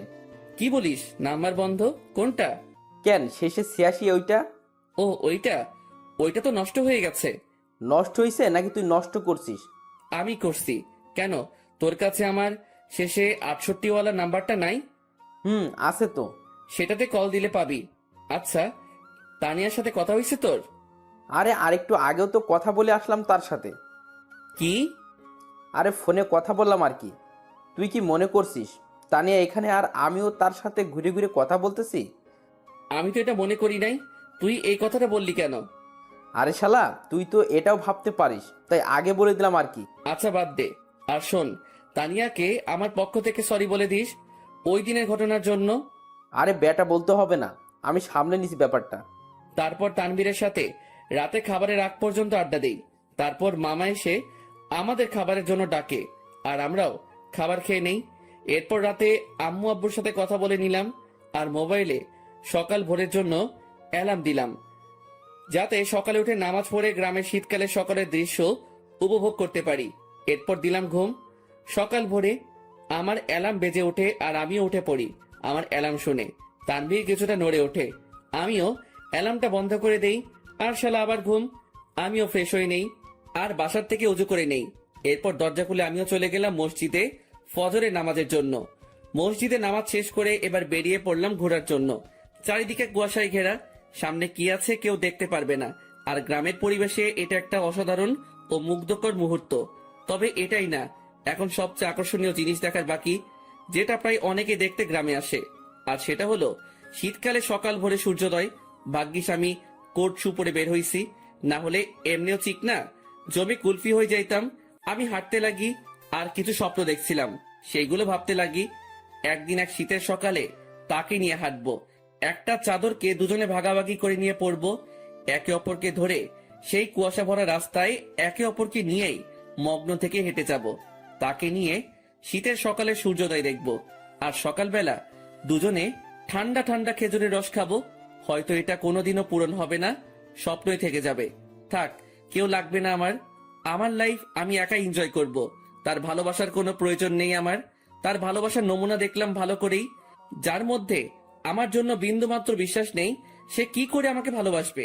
ভালোবাসার মধ্যে বিশ্বাসের অবদান বেশি, কারণ একে অপরের প্রতি বিশ্বাসী ভালোবাসাকে আরো বাড়িয়ে তোলে। সূর্যোদয় শুরু হয় আর আমিও রাস্তায় দাঁড়িয়ে দেখতে লাগি। পকেটে হাত দেওয়া অবস্থায় সেই মুগ্ধকর দৃশ্য দেখতে ব্যস্ত আমি।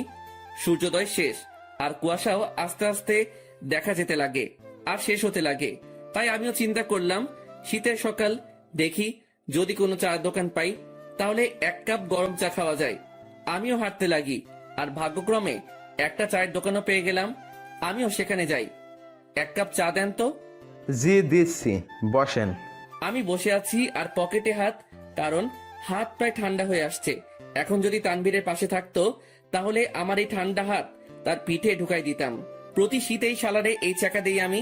চা দিয়ে গেল আর আমিও পকেট থেকে হাত বের করে দুই হাত দিয়েই চায়ের গ্লাস ধরি। চায়ের গ্লাসের তাপ দিয়ে হাত গরম করতেছি আর একটু একটু চুমুক দিচ্ছি চায়ে। চা খাওয়া শেষ করলাম আর পকেট থেকে মানি ব্যাগটা বের করে চায়ের বিল দিয়ে দিলাম আর সেখান থেকে চলে আসলাম। আমি বাড়ির দিকে যেতে লাগি। বাড়ি আঙিনায় যেতে দেখি সামনে একটা সিএনজি। মনে হয় বাড়িতে কেউ আসছে। থাক, যেই আসুক আমার কি। আমিও আস্তে করে বাড়িতে ঢুকে যাই আর নিজের রুমের দিকে চলে যাই। রুমে প্রবেশ করা মাত্রই আমার চোখ কপালে উঠে গেল। তোমরা? কি রে হারামজাদা, ভালোই তো মজা মাস্তিতে আসিস। জি হ্যাঁ, আমার রুমে আমার আম্মু আব্বু উপস্থিত আর তানভীরও ঘুম থেকে উঠে গেছে। তোমরা এখানে কেমনে? কালকে না তোমাদের সাথে কথা বললাম আমি? আমরা 11টার গাড়িতে উঠি আর এখানে চলে আসি। এখানে আসার কারণটা কি? তাও হঠাৎ করে চলে আসলা, ব্যাপারটা বুঝলাম না। আমার আম্মু আব্বুর বাড়ি আর আমি আসবো না, এটা কি ধরনের কথা? আসবে মানা কে করলো? কিন্তু হঠাৎই না বলে চলে আসলা, ব্যাপারটা আমাকে একটু চিন্তায় ফেলে দিল। চুপ হারামজাদা, এত চিন্তা করতে হবে না তোকে। তোর জন্য আমি তানভীরকে মারলাম। মানে? আর বলিস না দোস্ত, আমাকে তুই মনে করে আমি ঘুমানো অবস্থায় মাথায় দিল একটা। তুই শালা মাইরের যোগ্য। আম্মুর কাছে গিয়ে আম্মুকে জড়িয়ে ধরলাম। তো মাই আম্মা যান, একটু বলবেন আপনার চেহারা এত খুশি কেন? কারণ আমার আব্বু জানটাকে পেয়ে গেলাম যে। কেমন আছিস আব্বু? কোনো অসুবিধা হচ্ছে না তো? আর বলিও না আম্মু, রাতের বেলা মশারা আমার কিস নিতে নিতে আমার ইজ্জত আস্ত রাখে নাই। এখন বউকে কি বলবো সেটাই সমস্যা। আমার কথা শুনে আম্মু আব্বু হেসে দেয়, কিন্তু তানভীরের মুখে অন্য কিছুই দেখতে পাচ্ছি। কিরে তানভীর, তোর কি হয়েছে আবার? কই কিছুই না, আমার ঠান্ডা লাগছে, আমি ঘুমাই। যা ঘুমা তুই। আমি আম্মু আব্বুকে নিয়ে হলরুমের দিকে গেলাম আর দেখলাম মামা নানা ভাই কথা বলতেছে। আপু, এটা কি আসলেই তোর ছেলে? কেন? তোরে কি করলো? আর বলিস না আপু, আসতে না আসতেই আমার জীবনের অর্ধেক আগেই টানা করেছে আর এখন বাকিটুকু করতেছে আর কি। এই মামা, মেজাজ গরম করিও না, না হলে যে একেবারে জায়গা বরাবর বাস দিমো। আল্লাহ কি দেখে তোরে বানাইছে বুঝি না, একবারে ফাজিল, এর বাপ তুই। আজ আছি তো তাই এসব বলতেছো। একদিন এই ফাজিলটা থাকবে না, সেদিন মিস করলেও লাভ হবে না মামু। প্রথম কথা, তুই ফাজিল না, শয়তানের নানা। আর শয়তান মরে না, বুঝছস? ওকে, দেখা যাবে। মামা ভাগিনার ঝগড়া শেষ হয়েছে? হয় নাই, আরো বাকি আছে। মামু, মেজাজটা কিন্তু 440 করছো। কোন সময় কোন অঘটন ঘটাই দেই আর তোমারে ফাঁসাই দিমো কিন্তু। কেন, কি করবি তুই? বেশি কিছু না, গ্রামে কোনো এক আন্টিকে টাকা দিয়ে ভাড়া করে আনবো। কেন, গ্রামের মহিলা এনে কি করবি? বেশি কিছু না, তারে বলবো তোমার জিএফ হিসেবে নিজেকে পরিচয় দিতে, বাকিটা মামি সামলাবে আর কি। কথাটা শুনে আব্বু আম্মু নানা ভাই হেসে দিল, আর মামার মুখের রিয়াকশন দেখে আমার হাসি আসতেছে। মামা ফুল শক খেয়ে গেল। ওরে খোদারে, আমার জীবন শেষ করার জন্যই জন্মাইছে। হারামজাদা বজ্জাত, কি জিনিস রে তুই? এই আপু, এটা কি আসলে তোর ছেলে? আমার সন্দেহ হচ্ছে, এটাকে মনে হয় ভুল করে নিয়ে নিচ্ছিস তুই। আম্মু আব্বু হাসতেছে কারণ তারা ভালো করে জানে মামা ভাগিনার কাণ্ড। এভাবে কিছুক্ষণ মজা করে রুমে চলে যাই। সকালে নাস্তার সময় আমরা সকলে একত্রে হই। আমি, আব্বু, মামা, নানা ভাই, শান্ত, তানভীর, আমরা সকলে নাস্তা করে নিলাম। অন্তর, তুই এমন কেন? আমি আবার কি করলাম? বাবা রে, তুই কি আমাদের কিছুই মনে করিস না? আরে কি হয়েছে, কান্না করতেছো কেন? সমস্যা কি একটু বলো তো, কি করলাম আমি? আমি আব্বুকে জড়িয়ে ধরলাম। যদি কোনো ভুল কিছু করে থাকি ক্ষমা করে দিও। আর ওই দিনের ব্যাপারটার জন্য সরি। আসলে মাথা ঠিক ছিল না, তাই কথা বলতে ইচ্ছে করতেছিল না। তাই রাগ করে টেবিল থেকে গ্লাস ফ্লোরে ছুঁড়ে মারি। আব্বু আমাকে খুব শক্ত করে জড়িয়ে ধরে। আমি বুঝতে পারলাম আব্বুর মনে কিছু একটা চলতেছে, কিন্তু কি তা বুঝতে পারতেছি না। আচ্ছা আব্বু, চলো একটু ঘুরে আসি দুজন মিলে। চল। আমি আব্বুকে নিয়ে গ্রামে ঘুরতে গেলাম আর দুপুর পর্যন্ত ঘুরলাম। এরপর বাসায় আসলাম। অন্তর, তুই সত্যি কি ভালো আছিস? তোর মনে কোনো কষ্ট নেই তো? আমাকে দেখে কি মনে হয় তোমার আমি কষ্টে আছি? কষ্টে থাকলে কেউ তিরিং বিরিং করে ঘুরে বেড়ায় নাকি? মজা মাস্তি করে নাকি? আল্লাহর রহমতেই ভালো আছি আমি। তবে তোমার কেন মনে হচ্ছে আমি ভালো নেই? না, এমনি। আচ্ছা চল ভিতরে যাই। আমরা ভিতরে গেলাম। দুপুরে খাবার সময় আমরা সকলে মানে সকল ছেলে মানুষ একত্রে খাবার খেয়ে নিলাম। তারপর আর কি, অন্যান্য দিন যা করি সেটাই করে সন্ধ্যা পর্যন্ত পার করলাম। সন্ধ্যায় আমি মোবাইলটা চার্জে লাগিয়ে আসি নাস্তার জন্য। হল রুমে এসে দেখি সকলে কি নিয়ে আলোচনা করতে ব্যস্ত। আমিও গেলাম তাদের কাছে। আচ্ছা, আমি একটা জিনিস বুঝলাম না। আমি আর তানভীর যেদিন আসলাম সেদিন থেকে তোমরা আমাকে ছাড়া বাকি সবাই আলোচনা সভা তৈরি করে আলোচনা করতে ব্যস্ত। এখন আজকে আব্বু আম্মু আসলো, আজকে আব্বুকে নিয়েও তোমরা শুরু করে দিলে। আসলে কি এমন আলোচনা করতেছো তোমরা? আমার কথাগুলো শুনে সবাই থমকে গেল। মনে হয় আমি তাদের কাছে তাদের জান চাইছি। কিছু না রে, এমনি আড্ডা চলতেছে আর কি। মামা, নানা ভাই তারা এত ফ্রেন্ডলি যে তাদের সাথে আড্ডা দিতে হেব্বি মজা হয়। তুইও আয়। আমি তাদের কাছে গিয়ে আড্ডা দিতে ব্যস্ত, কিন্তু সকলের চেহারায় অন্য কিছু দেখতে পাচ্ছি আমি। তারা আমার থেকে কথা লুকাচ্ছে তা আমি শিওর, কিন্তু কি সেটা জানি না। তবে আমাকে জানতে হবে। সন্ধ্যায় সকলে নাস্তা করে নিলাম। আমি একটু বাইরে যাব। আচ্ছা যা, কিন্তু 9টার আগে বাসায় আসবে। আচ্ছা। তারপর আমি বাইরে গেলাম। কিছু দূর হাঁটতেই মনে পড়লো মোবাইলের কথা, যেটা আমি চার্জে দিয়ে আসছি। তাই আমিও আবার বাড়ির দিকে গেলাম। দরজা মুখোমুখি দেওয়া, আর আমি হলরুমে যেতেই দেখি সেখানে কেউ নেই। কিরে, আমি আসার আগ পর্যন্ত তো আব্বু, নানা ভাই, মামা, তানভীর এখানেই ছিল, তাহলে কই গেল? আমিও আমার রুমের দিকে যাই, আর চার্জ থেকে মোবাইলটা নিয়ে বেরিয়ে আসতেই নানুর রুম থেকে কথা বলার আওয়াজ পাই। আব্বু, আমি তানভীরের কাছ থেকেই সকল কথা শুনে তাকে তোমাদের কাছে পাঠালাম।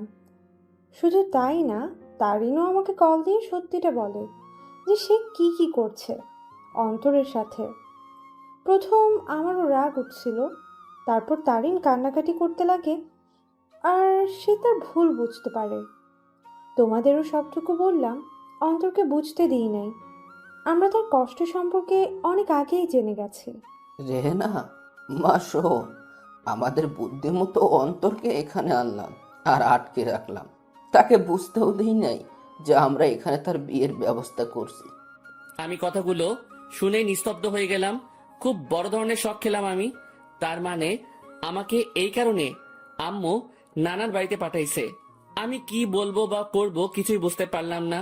আমি মোবাইল নিয়ে আস্তে করে বাহিরে যাই, আর নানুর রুমের জানালা খোলা, সেটা দিয়ে আমি কোনো মতে নিজেকে আড়াল করে বাইরে থেকে তাদের দেখতে ও কথাগুলো শুনতে লাগি। এখানে আম্মু তারিনের কথা বলল, কিন্তু এখানে তারিন কোথা থেকে আসবে? আর তখনই দুইটা মেয়েকে দেখলাম। মেয়েগুলো আর কেউ না, সেই মেয়ে যেগুলো আমাদের সাথে আমাদের বাড়িতে আসছে। তাদের চেহারায় এখনো পর্দা করা, তবে তারা তাদের পর্দা খুলতে লাগে। তাদের পর্দা খোলা শেষ, কিন্তু আমি তাদের পিছনের অংশটুকুই দেখতে লাগলাম। এরপর তারা দুজনেই ঘুরতেই সেই লেভেলে শক খেয়ে গেলাম আমি, কারণ আমি তাদের চেহারা দেখলাম। যে মেয়েটা আমার মাথা খাইছে সেটা আর কেউ না, তারিন। আর তার পাশের মেয়েটা হচ্ছে তানিয়া। কি ধোকা দিল রে দুইটাই! ভাইরে ভাই, কি জিনিস এরা!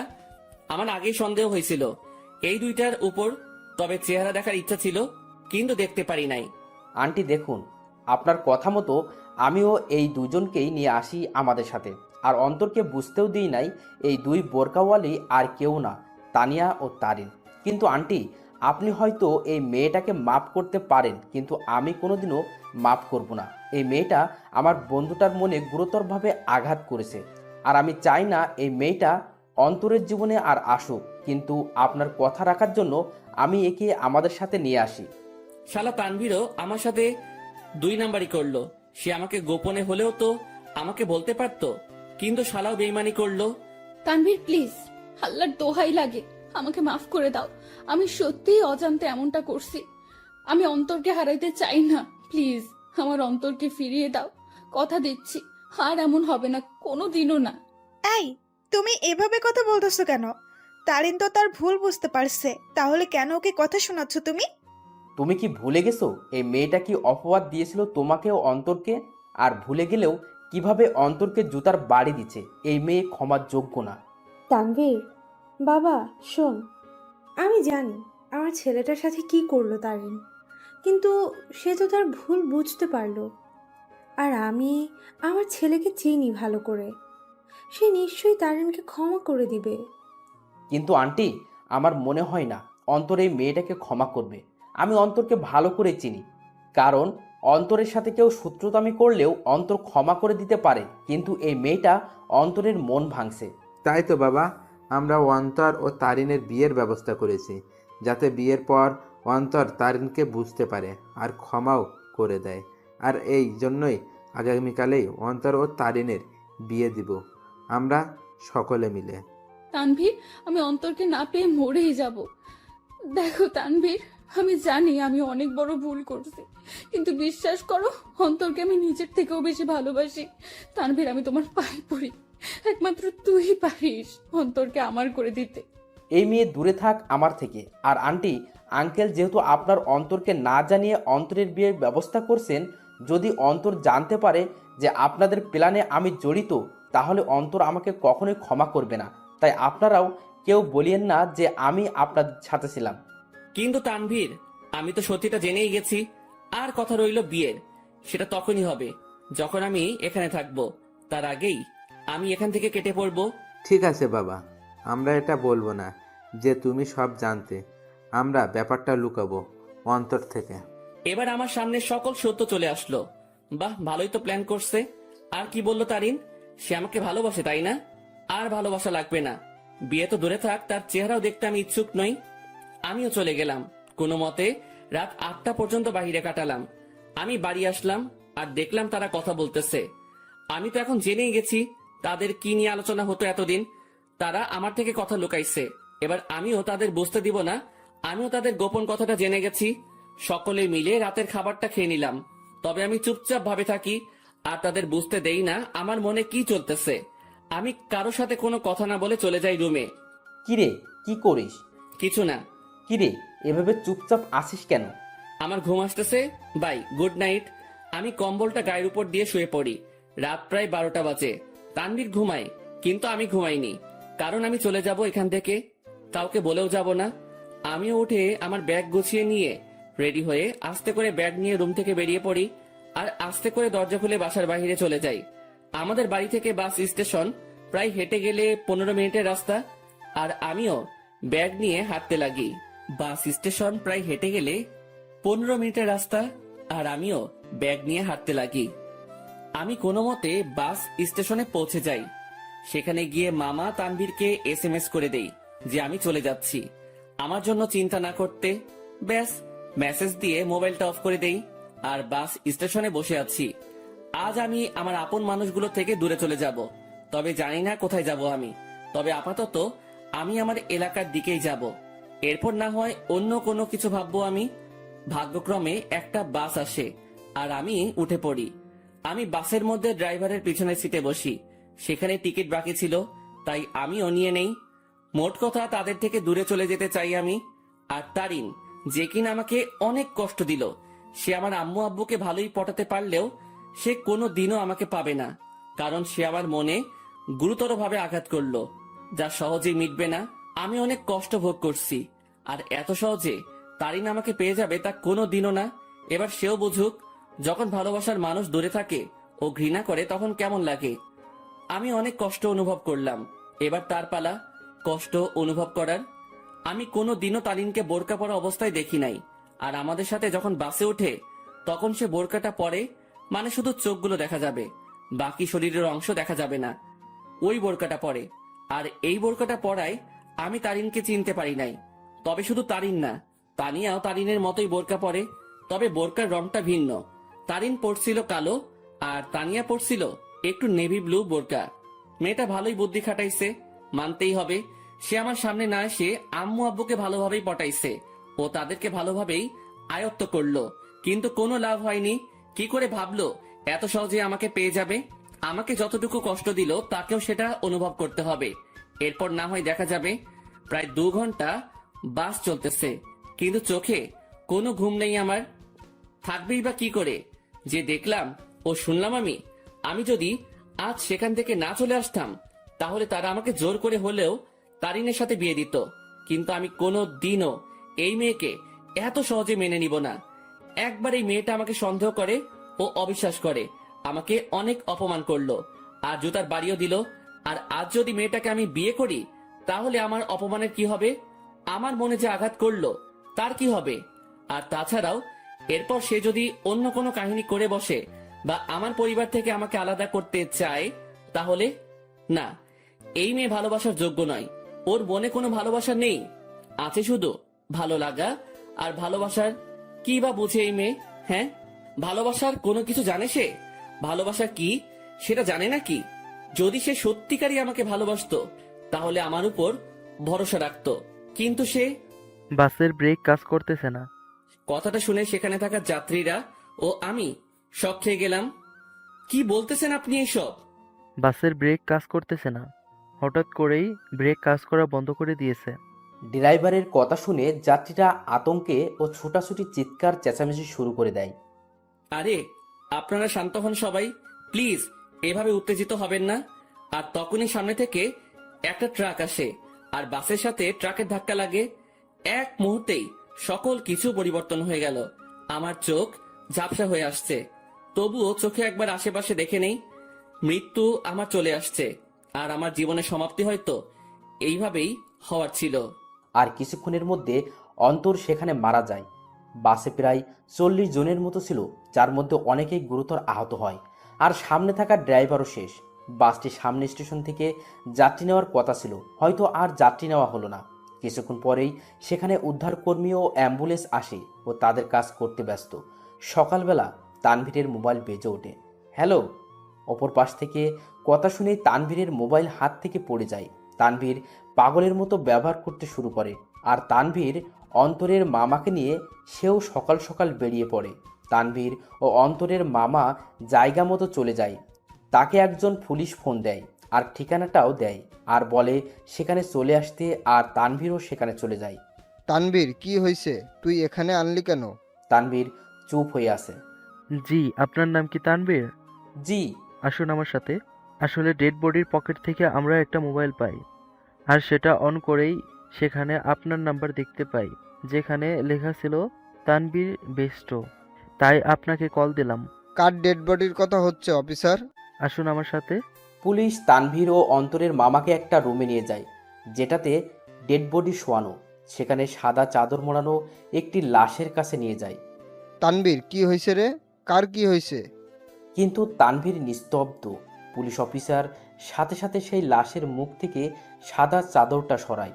সাথে সাথে অন্তরের মামা লাশ দেখে থমকে যায়, কারণ এটা তার ভাগ্নে অন্তরের ডেড বডি। এই তানবীর, এটা কে? দেখতে তো পুরাই আমাদের অন্তরের মতো লাগতেছে। তানভীরের সাথে সাথে সেই বডিটা ধরে চিৎকার করে কান্না করতে লাগে, কারণ আজ তার বন্ধু তার থেকে বহু দূরে চলে গেছে, যেখান থেকে আর কোনোদিনও ফিরবে না। এই অন্তর, এভাবে শুয়ে আছিস কেন? এই এই অন্তর, দেখ ভাই, এভাবে শুয়ে থাকিস না, কথা বল ভাই। এই তুই না আমাকে ভাই ডাকছিস, আর তুই না বলতি তুই আমার কথা শুনবি, তাহলে শালা এভাবে শুয়ে আছিস কেন? এই অন্তর। এই তুই কাকে অন্তর বলতেছিস তানবীর? আমাদের অন্তর তো বাসায়। আর তখনই অন্তরের মামার মোবাইলে কল আসে, আর দেখে তার বোন কল দিছে। কি রে ভাই, কই গেছিলি? আর তানভীর, অন্তর কই? অন্তরের মামা এই কথাটা শুনে থমকে যায়, কারণ বলল অন্তর ওর বাড়িতে নেই। সাথে সাথে কল কেটে দেয় আর স্ক্রিনের দিকে তাকায়। সেখানে অন্তরের একটা মেসেজ দেখে, সেও সেটা দেখতে লাগে। সেখানে লেখা ছিল, মামা, আমি তোমাদের মনের গোপনের তথ্যটা জেনে গেছি, কিন্তু তোমরা আমার মনের অবস্থা জানো না। আপাতত আমি এই সব থেকে নিজেকে বিরত রাখতে চাই, কিন্তু বাড়িতে থাকলে আমি শিওর তোমার আমাকে বিয়ে দিয়েই ছাড়বা, তাই বাধ্য হয়ে আমাকে চলে যাইতেই হইতেছে। ভালো থাকিও আব্বু আম্মু, নানা ভাই, নানু, তানভীর, শান্তা, মামি, আর তোমাদের বাসার সেই গেস্টগুলোর খেয়াল রাখিও, আর সাথে নিজেরও খেয়াল রাখিও, আর আমার জন্য দোয়া করিও। খোদা হাফেজ। তোমার জীবন তেনা তেনা কারি। অন্তর মেসেজটা দেখার সাথে সাথে সেও অন্তরের দেহটাকে ধরে কান্না করে দেয়। আপনারা একটা অ্যাম্বুলেন্স ভাড়া করে বাড়িতে নিয়ে যেতে পারেন। অন্তরের মামা একটা অ্যাম্বুলেন্স ভাড়া করে নেয়, আর সেখানে অন্তরের দেহটাকে নিয়ে রওনা হয় তাদের বাড়ির দিকে। তাদের বাড়িতে পৌঁছালো। অন্তরের মামাকে দেখে অন্তরের আম্মু সেখানে তার ভাইয়ের কাছে যায়। কি রে ভাই, কই গেছিলি? আর তানভীর, অন্তর কই? কিন্তু তার ভাই চুপ হয়ে আছে। কি রে ভাই, কথা বলিস না কেন? আর আজকে তারিনের পরিবার আসতেছে, তাদের থাকার ব্যবস্থা কর। কি রে, কথা বলিস না কেন তুই? তখনই খেয়াল করে একটা অ্যাম্বুলেন্স তাদের বাড়ির দিকে আসতেছে। কি রে ভাই, বাড়িতে অ্যাম্বুলেন্স? কার কি হয়েছে আবার? কিন্তু তার ভাই নিস্তব্ধ হয়ে আছে, মুখে কোনো কথা নেই। বলতে গেলে জিন্দা লাশ যে জীবিত আছে, কিন্তু কথাবার্তা নেই। সাথে সাথে অন্তরের মামা তার বোনকে জড়িয়ে ধরে কান্না করে দেয়। কি রে মিলন, এইভাবে কান্না করতেছিস কেন? কি হয়েছে রে ভাই? আর তখনই তিনি দেখে সেই অ্যাম্বুলেন্স তাদের আঙিনায় এসে থামে। অ্যাম্বুলেন্স থেকে তানভীর বের হয়। তাকে দেখে সেখানে থাকা অন্তরের আব্বু আম্মু থমকে যায়। এই তানভীর, তুই অ্যাম্বুলেন্স থেকে নামলি যে? আর অন্তর কই রে? সে কি তোমাদের সাথে গেছে নাকি? নাকি তোরা সব বলে দিছিস তাকে? সাথে সাথে তানভীর তাকে জড়িয়ে ধরে কান্না করতে লাগে। কি রে তানভীর, কান্না করতেছিস কেন? আর অন্তর কই? তানভীর, কি রে বাবা, তুই আর মিলন মিলে এভাবে কান্না করতেছিস কেন? সেখানে থাকা একটা লোক মুখের থেকে চাদরটা সরায়। লাশের চেহারা দেখেই আঙিনায় উপস্থিত অন্তরের আম্মু, আব্বু, নানা ভাই, মামি সকলেই বড় ধরনের ঝটকা খেয়ে গেল।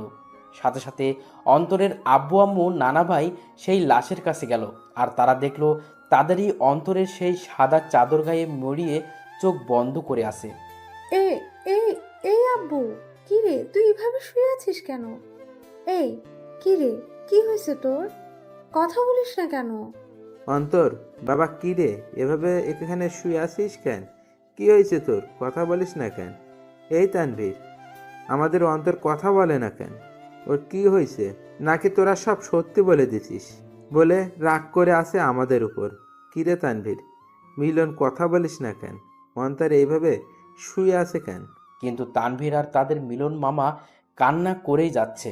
কাল রাতে বাস অ্যাক্সিডেন্টে উনি মারা যান। কি যাতা বলতেছেন এগুলো?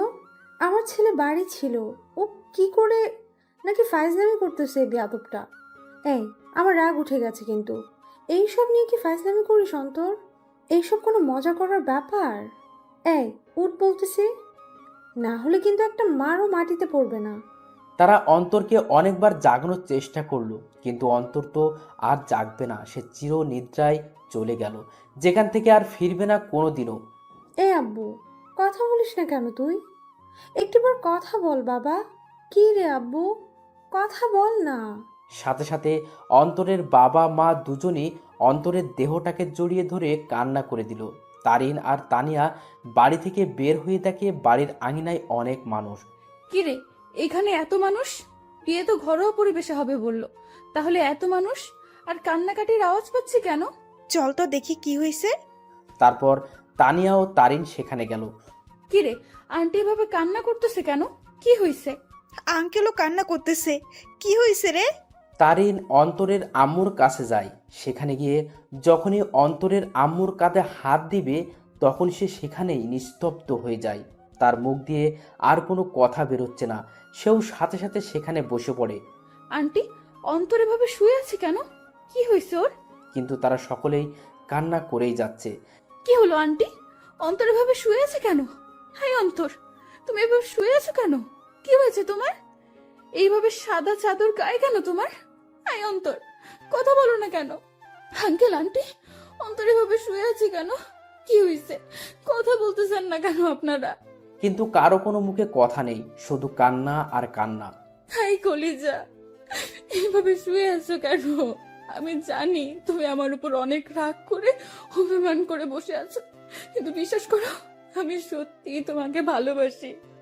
হ্যাঁ, আমি অন্যায় করেছি তোমার সাথে, আর বিশ্বাস রাখি তোমার সাথে, কিন্তু আমি আমার ভুল বুঝতে পারছি।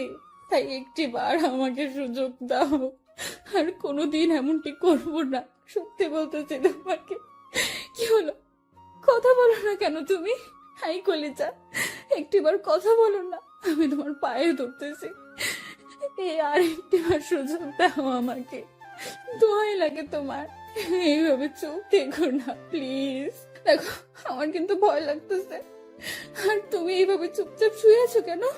কথা বলো না। দেখো, এভাবে চুপচাপ থেকো না। আমার আর এমন ভুল আমি করবো না। সবসময় তোমার প্রতি বিশ্বাস রাখবো। হাই কলিজা, কথা বলো না কেন? কি হয়েছে তোমার? তারিন অন্তরের হাত ধরে উঠালো আর সাথে সাথে পড়ে যায়। আর তখনই তানিয়া এসে তারিনকে ধরে আর নিয়ে যেতে লাগে। আই তানিয়া, ছাড় আমাকে। আমার কলিজা কথা বলে না কেন? কি হয়েছে ওর? আমাকে ছাড় বলতেছি। তারিন, অন্তর আর কথা বলবে না রে। সে আর কোনো দিনও আমাদের সাথে কথা বলবে না, হাসি ঠাট্টাও করবে না। সে আমাদের একা করে দিল রে। রাগ তো আমার সাথে করলো, তাহলে তোরা একা কি করে হবি? আর দেখি, ছাড় আমাকে, আমি ওর কাছে যাব। ওইখানে শুয়ে আছে আমার উপর রাগ করে, আর আমার সাথে কথাও বলে নাই রাগ করে। দেখি, ছাড় আমাকে, আমি ওকে মানিয়ে নিব। দেখবি, ও ও আমার সাথে কথা বলবে। ছাড় বলতেছি আমাকে। তারিন সেখানেই পাগলামো শুরু করে দেয়। সে কোনো মতেই বিশ্বাস করতে পারছে না তার অন্তর শুধু তাকেই না, সকলকে ছেড়ে চলে গেল ওপারে, যেখান থেকে আর কোনোদিনও ফিরবে না। তারিন পাগলামো করতে করতে জ্ঞান হারিয়ে ফেলে আর তাকে ঘরের ভিতরে নিয়ে যাওয়া হয়। দুপুরবেলা জানাজা পড়িয়ে অন্তরকে নিয়ে যেতে লাগে তার চিরস্থায়ী স্থানে।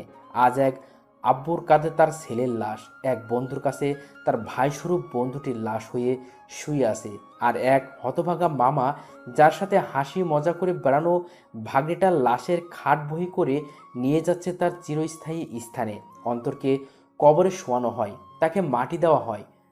আজ সেই কবরে দাফন হয়ে গেল কারো ছেলে, কারো ভাগ্নে, কারো প্রিয় বন্ধু আর কারো ভালোবাসা।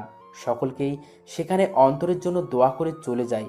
তবে সেখানে বসে বসে তিনজন হতভাগা মানসিক কান্নায় ভেঙে পড়ে বসে আছে। আজ অন্তরের মামা ভাবতে লাগে সেই দিনগুলো যখনই অন্তর তাকে জ্বালিয়ে বেড়াতো, কিন্তু আজ থেকে সেই মামাকে আর কেউ জ্বালাবে না। আজ এক বন্ধু তার সুখ দুঃখ ভাগ করা বন্ধুকে হারিয়ে ফেললো। আজ একজন বাবা তার শাসন করা ছেলেটাকে হারিয়ে বসে আছে। সব সময় অন্তরকে বকা দিয়ে বেড়াতো, কিন্তু আজ থেকে সেই বকাগুলো আর কাউকে দিতে পারবে না। অন্যদিকে তারিনের জ্ঞান ফিরে সে দেখে অন্তরের আম্মু কান্না করতেছে, আর তানিয়া তাকে সামলাতে সামলাতে কান্না করতে লাগলো। এই, তোমরা সকলে কান্না করতেছো কেন? আজকে না আমার আর অন্তরের বিয়ে, আর বিয়েতে তো মেয়েরা কান্না করে। তাহলে তোমরা ছেলের মা, ছেলের বান্ধবী হয়ে কান্না করতেছো কেন? আরে যাও, তাড়াতাড়ি আমাকে রেডি হতে হবে। এই তানিয়া, তাড়াতাড়ি আমাকে রেডি করে দে, কাজী সাহেব চলে আসবে যে কোনো সময়। আর অন্তর রেডি হইছে, দেখ না।